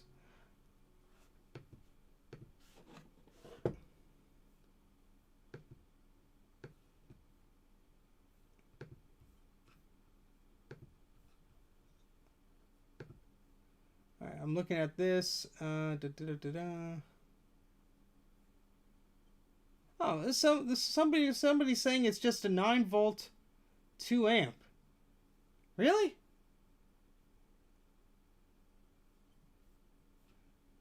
This guy says, I've been using these power supplies on my 800 with various devices and no problem. 9 volt, 2.1 MA, or 2000 milliamp. Okay.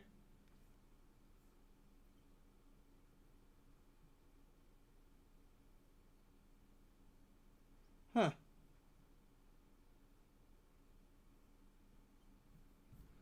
So this guy is on a forum. He's saying he bought this guitar power adapter, 9 volts, 2000 milliamps. So that's 2 amps. So I just need a 9 volt, 2 amp power supply? Really? That's all I need?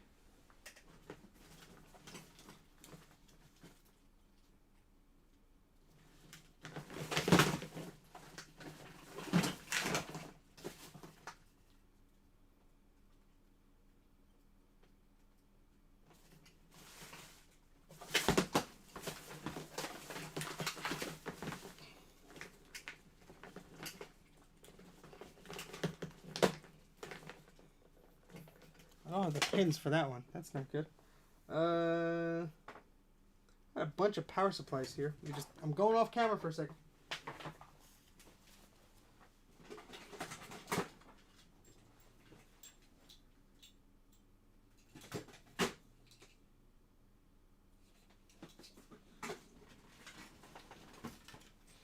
Let's see if any of these. It's 12 volt 3 amp. No. 12 volt 1.5 amp. These are probably too high in voltage. That's probably not good. Let's see. I think this is too low. Yeah, that's a 5 volt 1 amp. That's not going to do it. Huh. Help me think here, guys. What could I use? This other one's a 9 volt.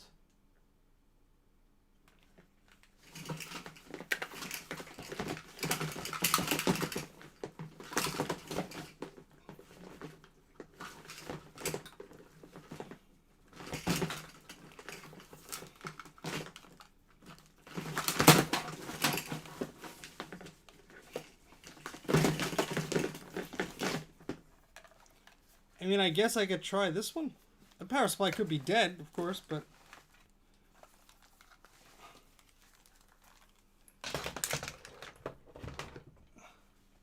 Alright, well, if this power supply is supposedly for one of the floppy drives, let's go back and double check here to my Google search. Let's see. This is correct for a 1050 disk drive. Okay. It's time I labeled these power supplies. So, where's the one that's been plugged in this whole time? This one. Alright, so this one is supposed to be for the floppy drive. Let's see if it works. We got light. Alright, so the power supply does work. Technically, that should power the Atari then.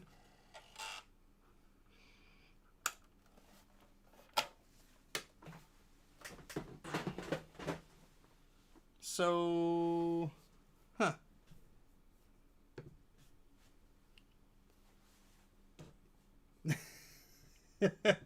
There's more than one Bruce watching. I thought the much smaller and non-Australian Bruce is he entertained by television or he just snoozing? I'm not plugging this in and it's gonna blow up in my face then. Everyone will laugh except me. My wife will have to call the paramedics, and who wants to do that on a Monday? It's more of like a Friday thing. Alright, let me clean this a little bit. At least we could do that.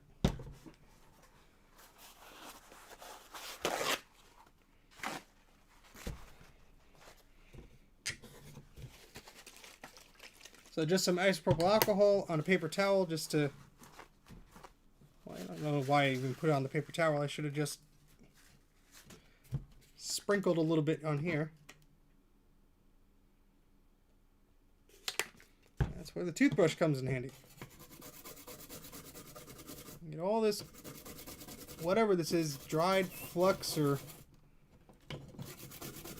That is powerful smell. Ugh.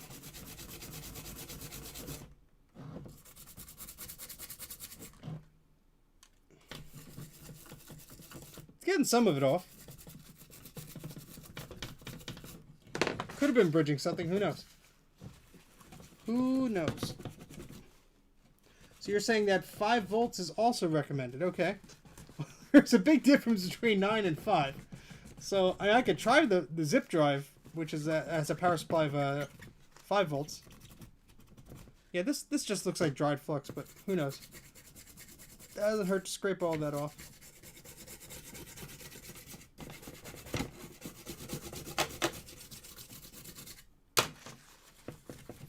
Like I said, I'm not really, I mean, not that I'm not a fan of the Atari stuff. I've only been using their home consoles when I was a kid. Didn't really know they had computer stuff until much later, and it's apparent that I have no idea what I'm doing with this stuff, because I don't know what I'm doing. So I'm just scraping away, well, not scraping, but... Oh, you know, I have the scalpel here because it looks like, yeah, some of this could be leaked electrolytic crap or just... It's hard to tell because it's coming off like a oranginess and doesn't smell like fishy capacitor stuff. That might just be ancient flux on here. I'm just trying to get most of that off of here. And then we'll plug it in again. And see if that made any difference. I should really be using the microscope for this, but that's all the way behind me. Then I'd have to set up the thingy, and the board is too high for too tall to fit under the microscope also.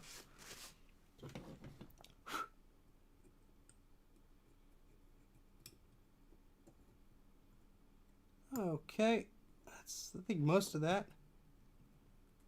Make sure there's no other areas here that are of concern. Nope. I think that's okay. You said the original 800 supply was 300 amps. You could try a 2.1 amp supply, but it's possible you might draw too much current on a fully loaded machine. 3 amp, 9 volt. Yeah, so if that's probably a safe bet. Like a 9 volt 2 or 3 amp supply. It's probably too much, but whatever. Too much alcohol, rather. Isopropyl alcohol. We're not pouring vodka or beer on this. That'd be a totally different live stream. YouTube would boot me instantly. YouTube didn't even monetize the video I had with Mike. The live stream I had, I think it was because, well, I mean, he was mostly cussing up a storm, but we were both just being silly. I think because YouTube can automatically generate subtitles. I think it detected our coarse language and decided, nah, there are no advertisers that want to deal with these bozos. And so that video is not monetized. Well, most of the live stuff I get some stuff from super chats mostly. I don't really get much from replay, because who's going to sit there and replay and watch a 6-7 hour live stream? Well, some of you guys do, which is awesome, but most people probably won't. They're not as into it. Yes, the Netpliance PC was the first thing that I was messing around with earlier, so it works, it boots up. I can't do anything with it because all the services are tied to stuff that the servers are been offline for, what, 2 decades now? So, yeah, that's not going to happen. But, alright, let's plug it back in. If there's a fire, there's a fire. Where's the... There it is.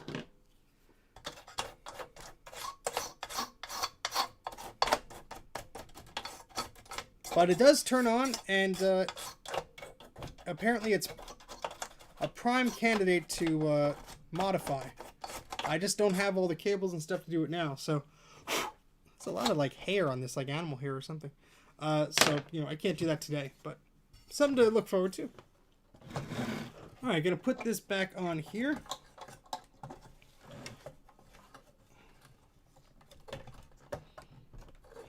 Did that go in?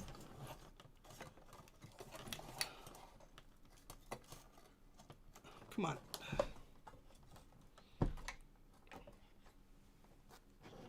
I don't know where all the screws went. Oops.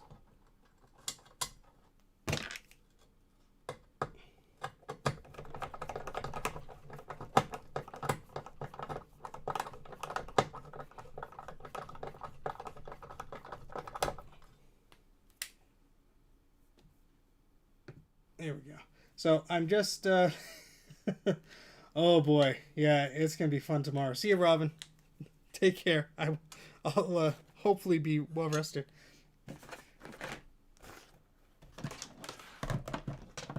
Thanks for stopping by. All right, where did this one go? Here. No.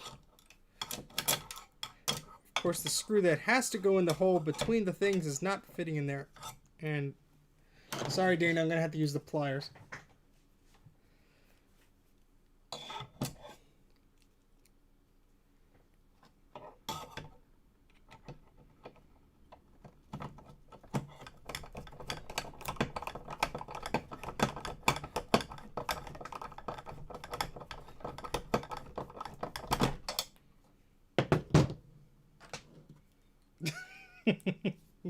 I said sorry, Dana. I'm sorry.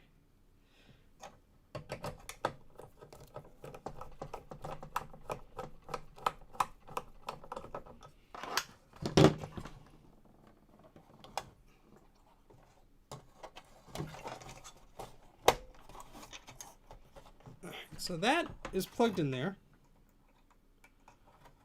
I'm going to try and assemble... I'm going to try and put everything back together, roughly. See if that made much of a difference.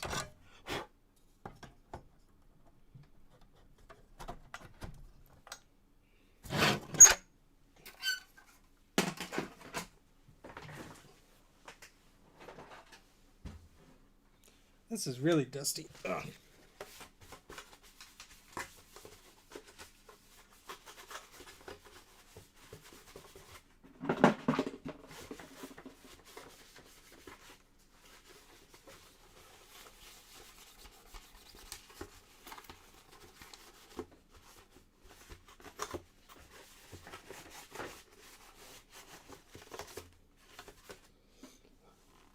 Oh, that dust sucks. Alright, let's, I'm out of sync. Alright, let me see if I can fix that. I probably can't, but... At least I know I'm out of sync. Blah, blah, blah, blah, blah. Alright, I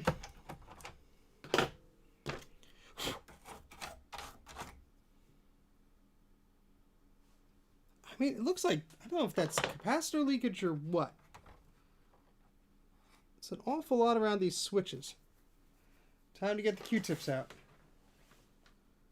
Where did I put my Q-tips? Crud. I have to go back upstairs and find them. I think I used the last of them. Oh, there they are, right here. Okay. This is an Atari 800.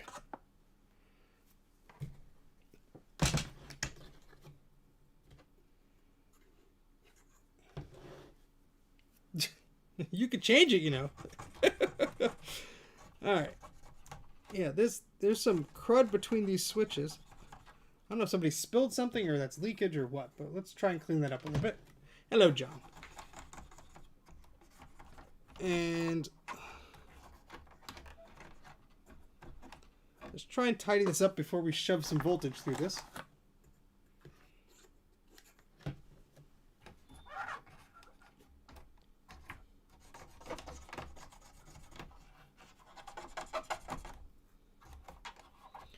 It could easily have been like somebody spilled something on this, or while it was in storage, something was spilled on it, so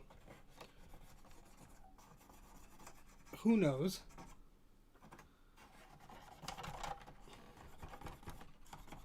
Just do the best we can here.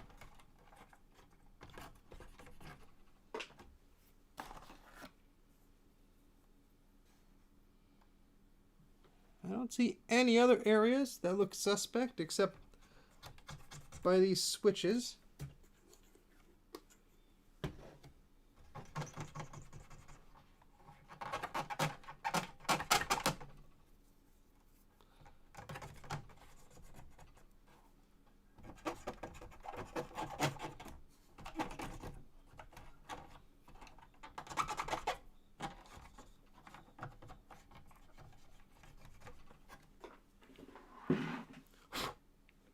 All right.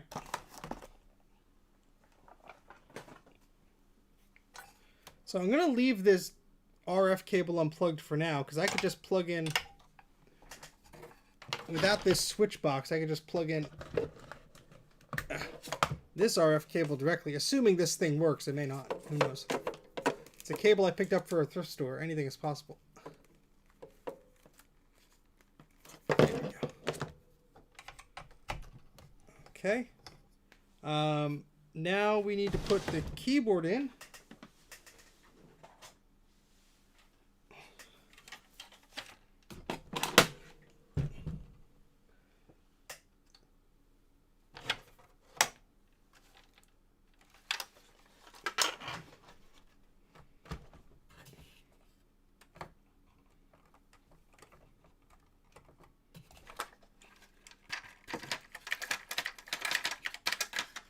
That sticker that said who made the thingy fell in the keyboard. I'm not going to get that out, am I? Well, let's plug this in.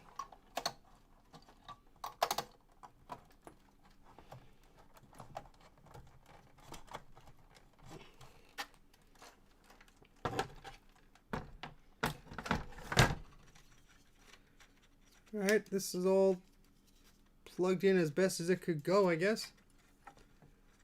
There's a lot of duct tape, electrical tape around this, but sure, why not?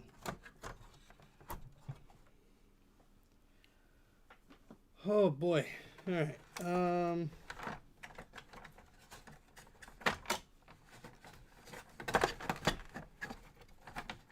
This keyboard is definitely lopsided because it's not screwed in.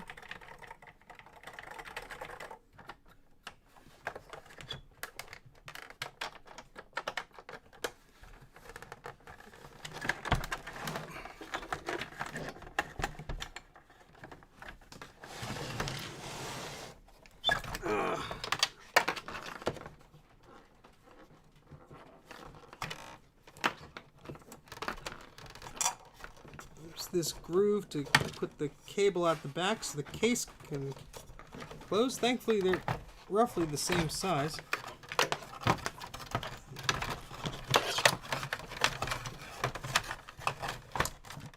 Shove that cable over there. It's not going anywhere, but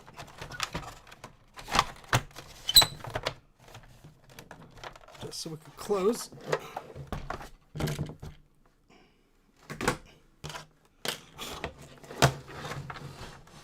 Alright, so we did some scrubbing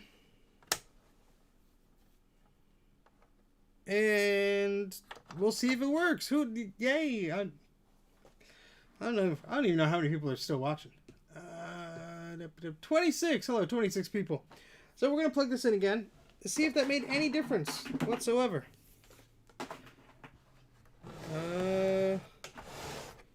Here goes nothing.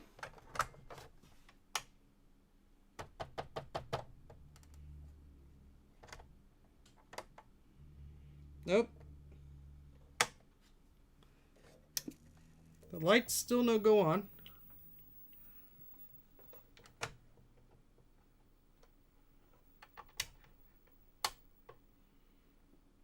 So that's a bummer.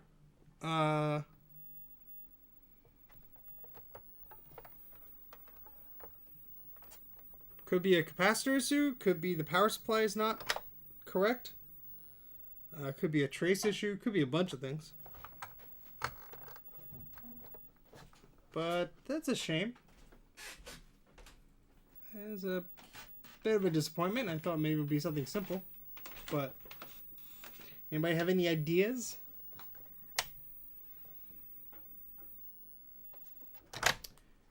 You guys think about some ideas. I'm going to go see if I could grab the Atari 400.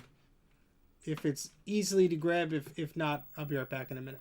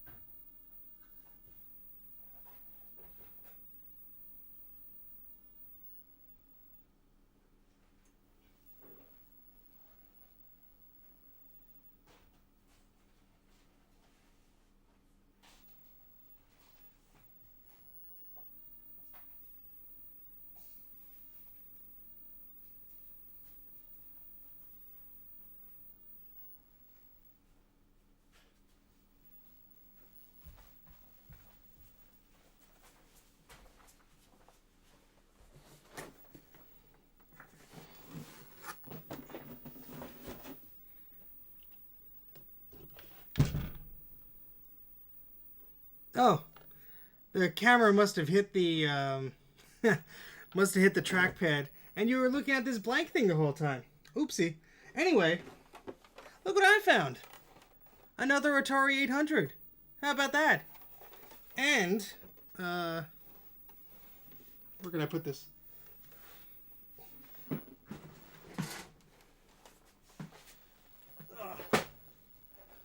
And this beauty. Now, unfortunately, the tape player and everything is not in this box. At the thrift store, I got this box, and I thought there was a tape player in there, but it was an Atari and a bunch of manuals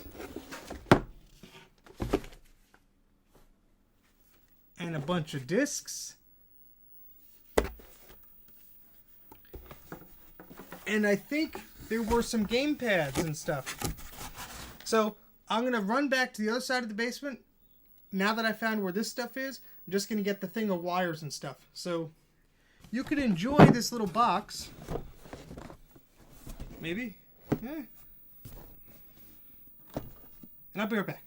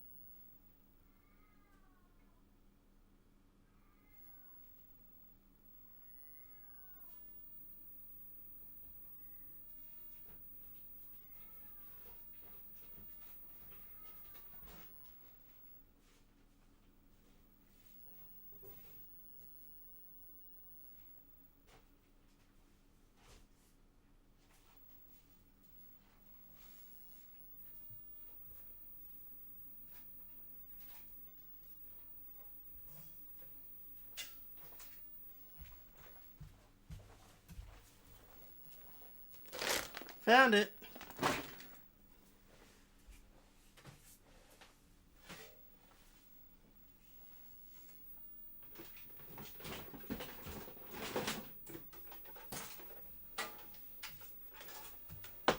And this should go in the Atari bin too, because I found this at the e-waste place also.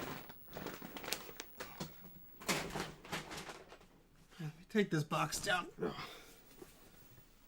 Oh boy.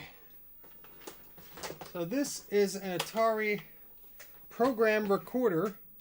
Basically a tape player with an interface on it. Oh boy.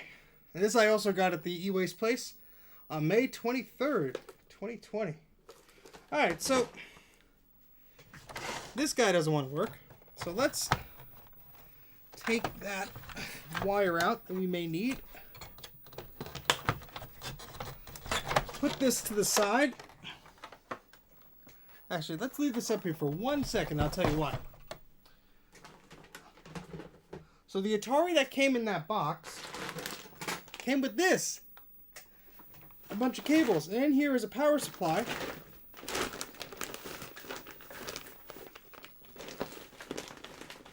Actually, two. I don't know if that came with a floppy drive. I forget. I have a picture of it somewhere, but... let's see. We have two adapters here. Both are 9 volts. One is 3.4 amps and one is 3.1, it looks like. I really don't know what is for what, so I'm just going to do a quick search here. But yes, there's 2 Atari 800s. That's for you, Dana. Let's see. Atari power supply C017945. What the heck are you for? Oh, wait, is that the same? What's the same number as the other one? All right. Well, we know the power supply works, I think. So let's do this.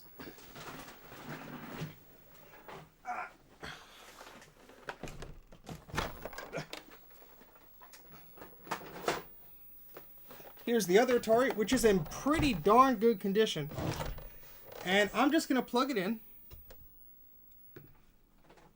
And see if it turns on. Yep, we get a light right away. So this power adapter works with this system. Now let's try and plug it into the TV. So we have this output cable here. I will put into our switch box. And then that out there. Number 2 is selected.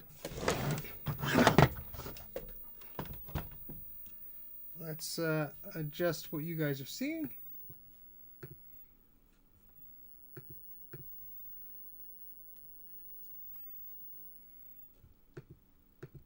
All right, let's turn this on. This is set to channel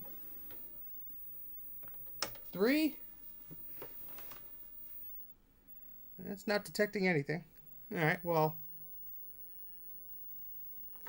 this could be maybe not. I don't know.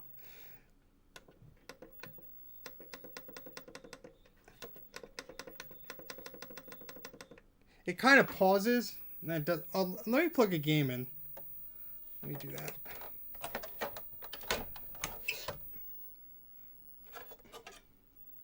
Oh, there is something already in there. Computing language basic. Well, let's try Star Raiders.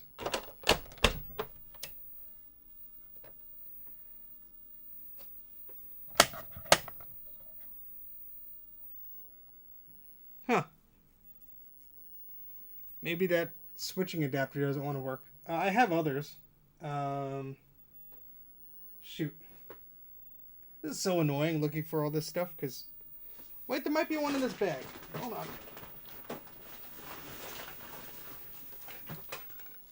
There's a lot of crap in this bag.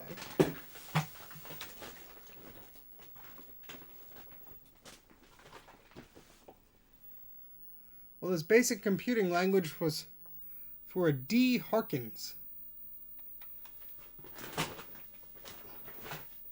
There's a joystick in here.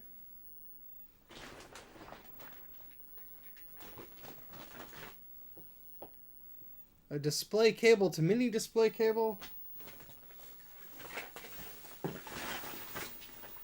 Huh. Sorry if I'm boring you guys. I did get video out on this because I know I did because when I was at the thrift store, they said if it doesn't work, I could bring it back and get my money back on it. Just turn off. Just turn off.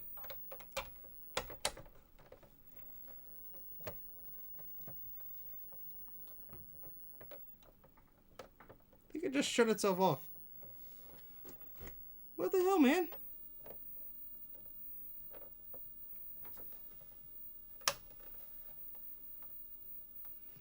You are never boring. Well, that's very kind. Thank you.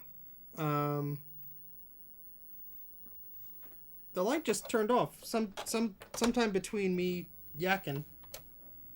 And it did this when I first got it. I don't know if there's something like wiggly around it or if it's the power supply. Well, I have another power supply. Same exact one. Same exact model, rather. Might as well try it. I just get worried when there's no. I mean, there's not that you have to discuss things in the chat, but when I don't see anything in the chat, I'm like, oh god, they're leaving. They're bored. So let's try this other power supply. Maybe it's less finicky.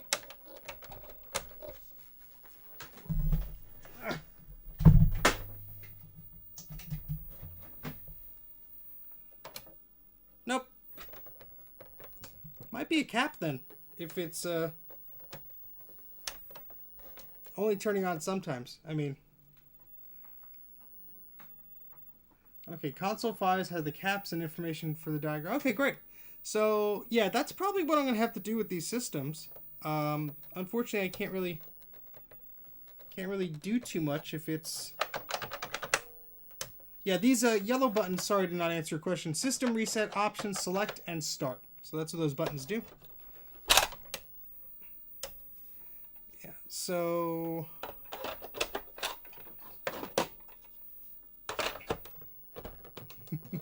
All right, Jay. See you later. Thank you. Yeah, I might be ending this soon because this turned on before and it's not getting anywhere. But at least I know some things I got to look through. At least we could take a look at what's in that box, in the box I just pulled down. Maybe this needs to rest for a second. Who knows?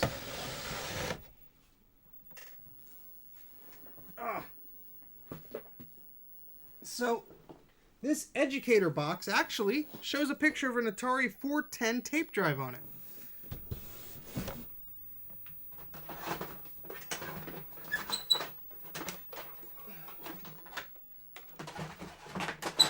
And I actually picked up 2 of these from the e-waste place. They're like $5 each or something. I picked up one on my first trip and one on the second. So if I get both of these working, I got tape drives for them. Not that I think I have any tape software. I mean, that could be corrected, I assume.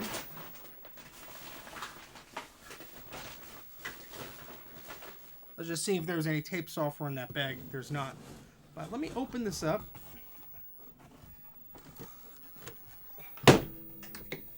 I'm running out of room on this table. It's 6 feet wide. All right, let's use the closer camera here so I could. Let me turn the TV off. It doesn't need to be on.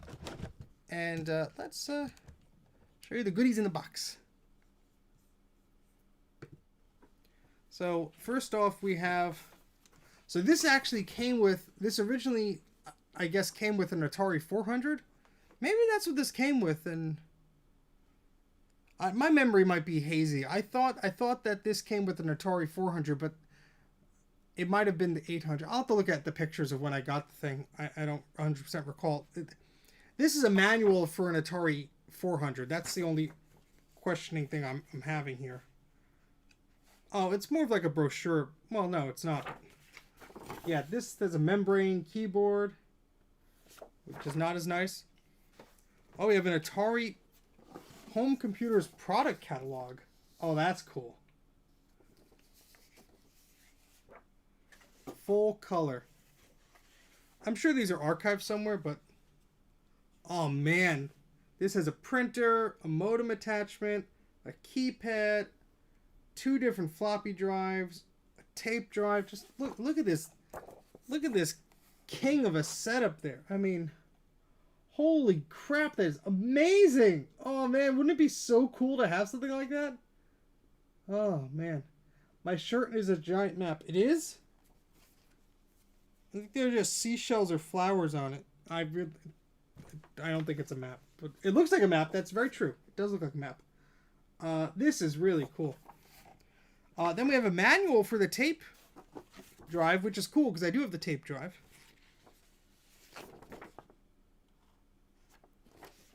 Oh wait, and here's a manual for the Atari 800. So maybe this came from a school where there were multiple machines. And this was like in a binder. At least all the pages are there, it seems. I love these drawings. Like these paintings, rather, for this manual. They're just so cool. Like they're introduction, programming, education, games. Just look at that. Isn't that really cool? That is amazing. I'd love to have a big one of that framed. That is cool.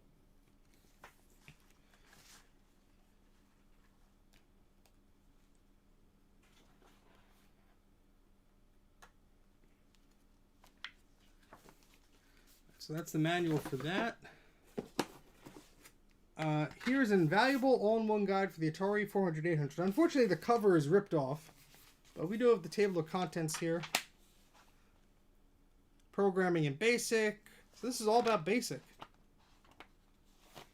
Okay, if I ever want to learn it. Now this is the really cool stuff here. These are all floppies. I have no Atari software except for these. So I overpaid for this box. It was like $125. But it was like this little thrift store that I love going to. So it was like I was supporting them. And they did say if it didn't work, I could bring it back. And I almost brought it back, but then I did get turn on. And it came with all this software. And let me go through some of these here. Home files used for letters. So somebody was writing on this. Let me see if I can move this camera a little closer. So you could see at least some of the floppies here. A lot of these labels are blank. Bug Attack, Basic, Out, Auto Run, and Choplifter. Very cool. Some labels have fallen off. Pool 1.5.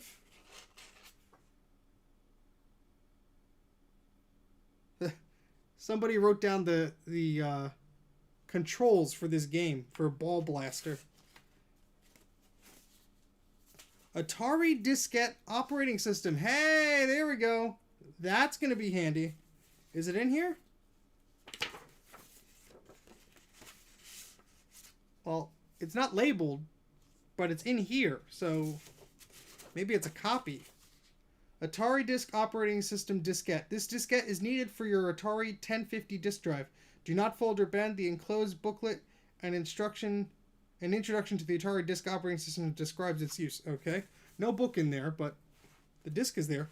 We have Music Composer, Advanced Music System 2, Text Wizard, Basic Out, Text Wizard 1.3, and Spell Wiz. Spell Wizard Dictionary, VisiCalc, VisiCalc Demo. Atari DOS 2, Language Disk Logo Assembler, Microsoft Basic, Atari DOS 2 Master Disk System Utilities. Alright, Dylan, take care. Thank you for stopping by. Atari Translator, Course Disk Pilot, Analog number 14, Return to D. Harkins. So, this might have been out of school or something. DOS 1, 10 Games Basic, Adventure Basic In, Poke Basic In, Pinball Construction, that sounds like fun, Games Basic Out, Arena 3000, David's Midnight Magic, and then Master Diskette 3 with an Atari sticker on it. Oh, then we have a few more. Hold on. This is really neat. Micro Painter, Atari Writer 2 Proofreader, File Manager 800 Plus, Home Filing Manager, Mailing Lists, File Cabinet. Use home file first. Data only. So that's the discs we have, and this has a backups and all MDP discs. That's what's said on it. Bonus pack. That's really cool. So you put some of these back in here. Not all of them will fit, but.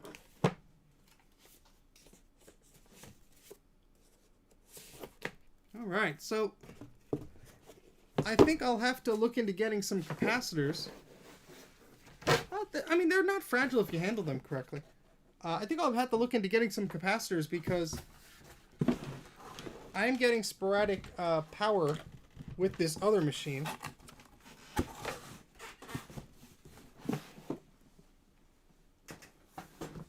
Carefully balance that on there. Let's see if it does that again. So here's the that's the power light there. And we're going to wrap this up soon because if this doesn't work, there's not much else for me to show. I appreciate you all sticking around so far. So I'm plugging this in. Yeah, no light. Let me try the other power supply. Just for the heck of it.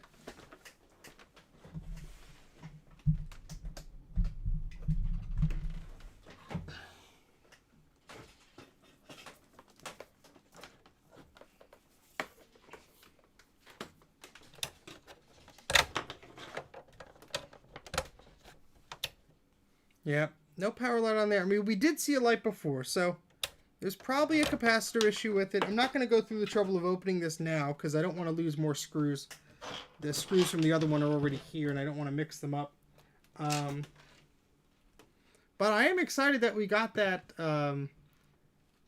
that Netpliance PC to work. That was pretty cool. As far as the Atari stuff, I'd love to get it working, but I do have to apparently fix up these machines. Yeah, I mean, I'd love to play around with this stuff. It seems like every Atari I get doesn't work. I have an Atari 600XL, I have an Atari 800XL, and I have these two Atari 800s. And I have all these peripherals, which will be great to use. I mean, the discs are great because I have the disk drives now. I have the tape deck. Let me just show you what's in the rest of this bag. Some of it's unrelated. I got it at the same thrift store. Here's one joystick. A classic Atari joystick here.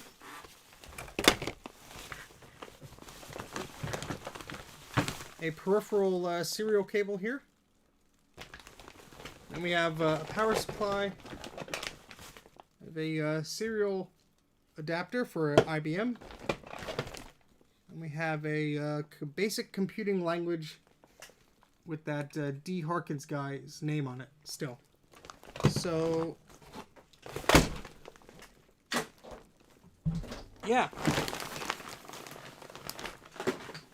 That's going to be fun to play with. I do look forward to doing that. I'm going to have to look at those recapping guides and see what caps I have to order.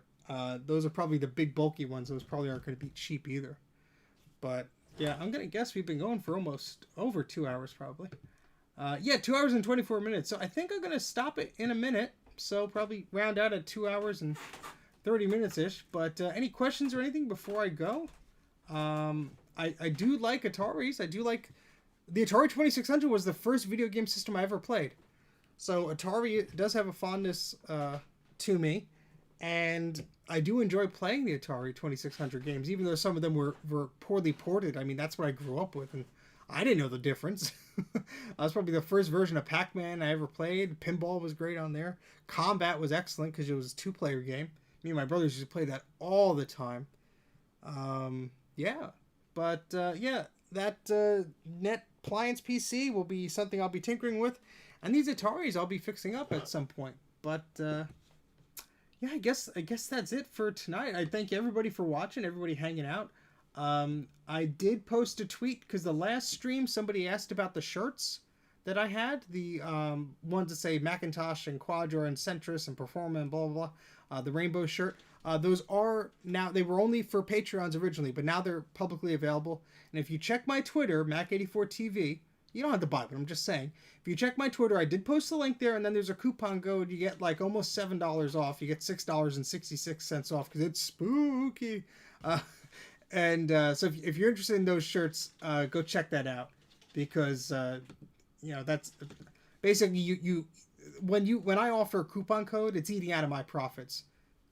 When you go to teespring.com and order a shirt, like, or buy set up a shirt, you could like set the price, and so basically like if the price of the shirt is like $25 or whatever, and I give you like $6 off, you're paying whatever you're paying for the shirt, but I'm not getting as much for it, which is fine. I'm not saying that's why, but I'm just saying like that's why like I can't give you the shirt for free. Somebody asked that, and I'm like, if I lower the slider, it's gonna go to like $19, and then I don't get a cent out of it. But whatever. But anyway, I'm rambling now. But yep, thank you for everybody. Thank you, Thomas, Zombie Geek, Alex, Dylan, who was here before. Everybody who's watching, Dana, Jay, David, Raymond, and whoever I didn't say hello to, sorry. But I appreciate you watching, and you guys take care, stay safe, and we'll do another stream in a few days or so. Maybe I'll order some capacitors for these Ataris, but I have some homework to do, so that's definitely will be something I'll be looking at.